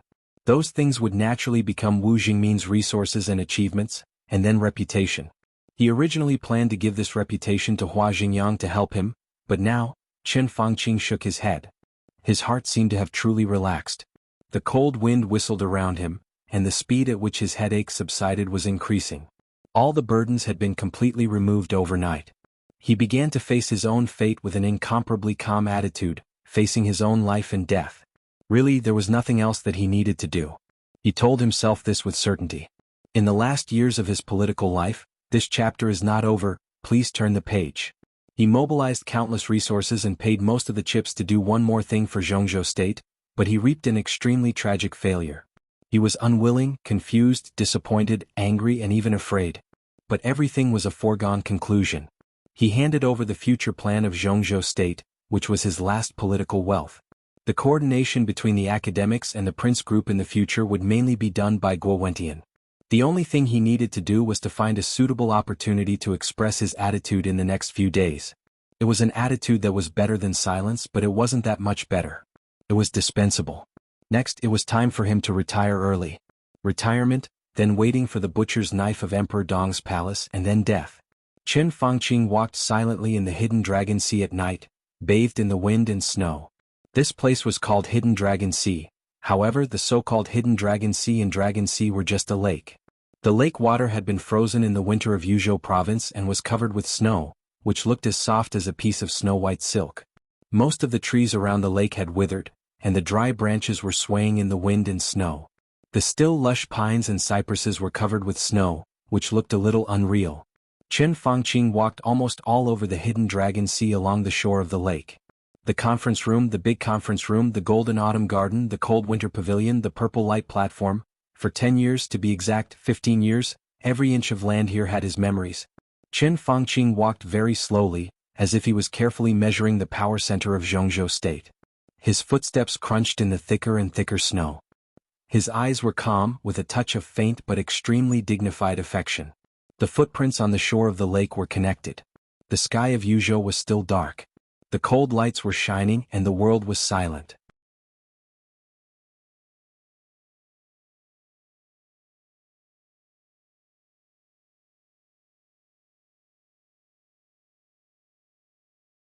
Li Huaqing also smiled and looked at his son. His son was called Li Xiuqi. He did not engage in politics, but was a major general in the Zhongzhou Navy. It was rare for him to have a holiday. Soon after Li Tianlan left, he returned to the Hidden Dragon Sea. The father and son talked all night and happened to see Chen Fangqing at this time. Maybe it's a coincidence. Li Huaqing whispered, "More than 20 years ago, I was the deputy governor of Liaodong. At that time, I had a meeting in Yuzhou. Prime Minister Chen was very interested in some of my views and asked me to stay in the Hidden Dragon Sea to talk all night. About this time, I saw the picture of Senior Li leaving the Hidden Dragon Sea in Qinghua Hall. I still remember that at that time, Chen bowed deeply to Senior Li's back, and then he told me that an era was over." Li Xiuqi was in a daze. He knew who the Qinxiang his father was talking about was. Although the old man was from the Southeast Group, to a certain extent, Li Huaqing was indebted to him. Before Qinxiang died, Li Huaqing would basically visit him on New Year's Eve, even after he became the president. And Senior Li, he was probably Li Honghe, the war god of Zhongzhou State more than 20 years ago. In the past 15 years, from the vice president to the president, I've seen a lot of people leave and seen a lot of people's backs. Some were lonely, some were reluctant, some were regretful, some were guilty, some were relaxed. Li Huaqing shook his head. But the thing that left the deepest impression on me was still old Li's back that year. The unprecedented failure that caught him off guard, the end of the road, the end of the road. He had some regrets, but he still had the freedom to let go of everything. There was an obvious light of memory in his eyes. That back, I want to call it wisdom. Li Huaqing laughed at himself and said, "I thought I couldn't see it, but today." Chen Fangqing's back became more and more blurred in the wind and snow. "I saw it again," Li Huaqing murmured to himself. Li Xiuqi hesitated and whispered, "I heard that the Prime Minister had the opportunity to join the Southeast Group, and even Senior Li met the Prime Minister in person. How can there be so many if?" Li Huaqing shook his head slightly. He and Wu Jingmin didn't let Qinzhou down. It sounded like half a sentence. But it was the most complete sentence. Because there was no need to say the second half of the sentence. Chen Fangqing's back completely disappeared from sight. Li Huaqing looked at his watch, walked behind his desk, picked up the phone and dialed Hua Xingyang's number. While waiting for the phone to be connected, he looked at the wind and snow sweeping the world outside the window again and whispered, "It's all over." End of this chapter. You're tuning in to the Han Li's Wuxia Chronicles YouTube channel. We're so grateful for your support, and don't forget to subscribe to join us on this incredible journey through captivating stories. Your generosity through donations truly makes a world of difference, as it's the primary source of revenue that allows me to expand and enhance this channel for you. Thank you from the bottom of my heart for being a part of this adventure.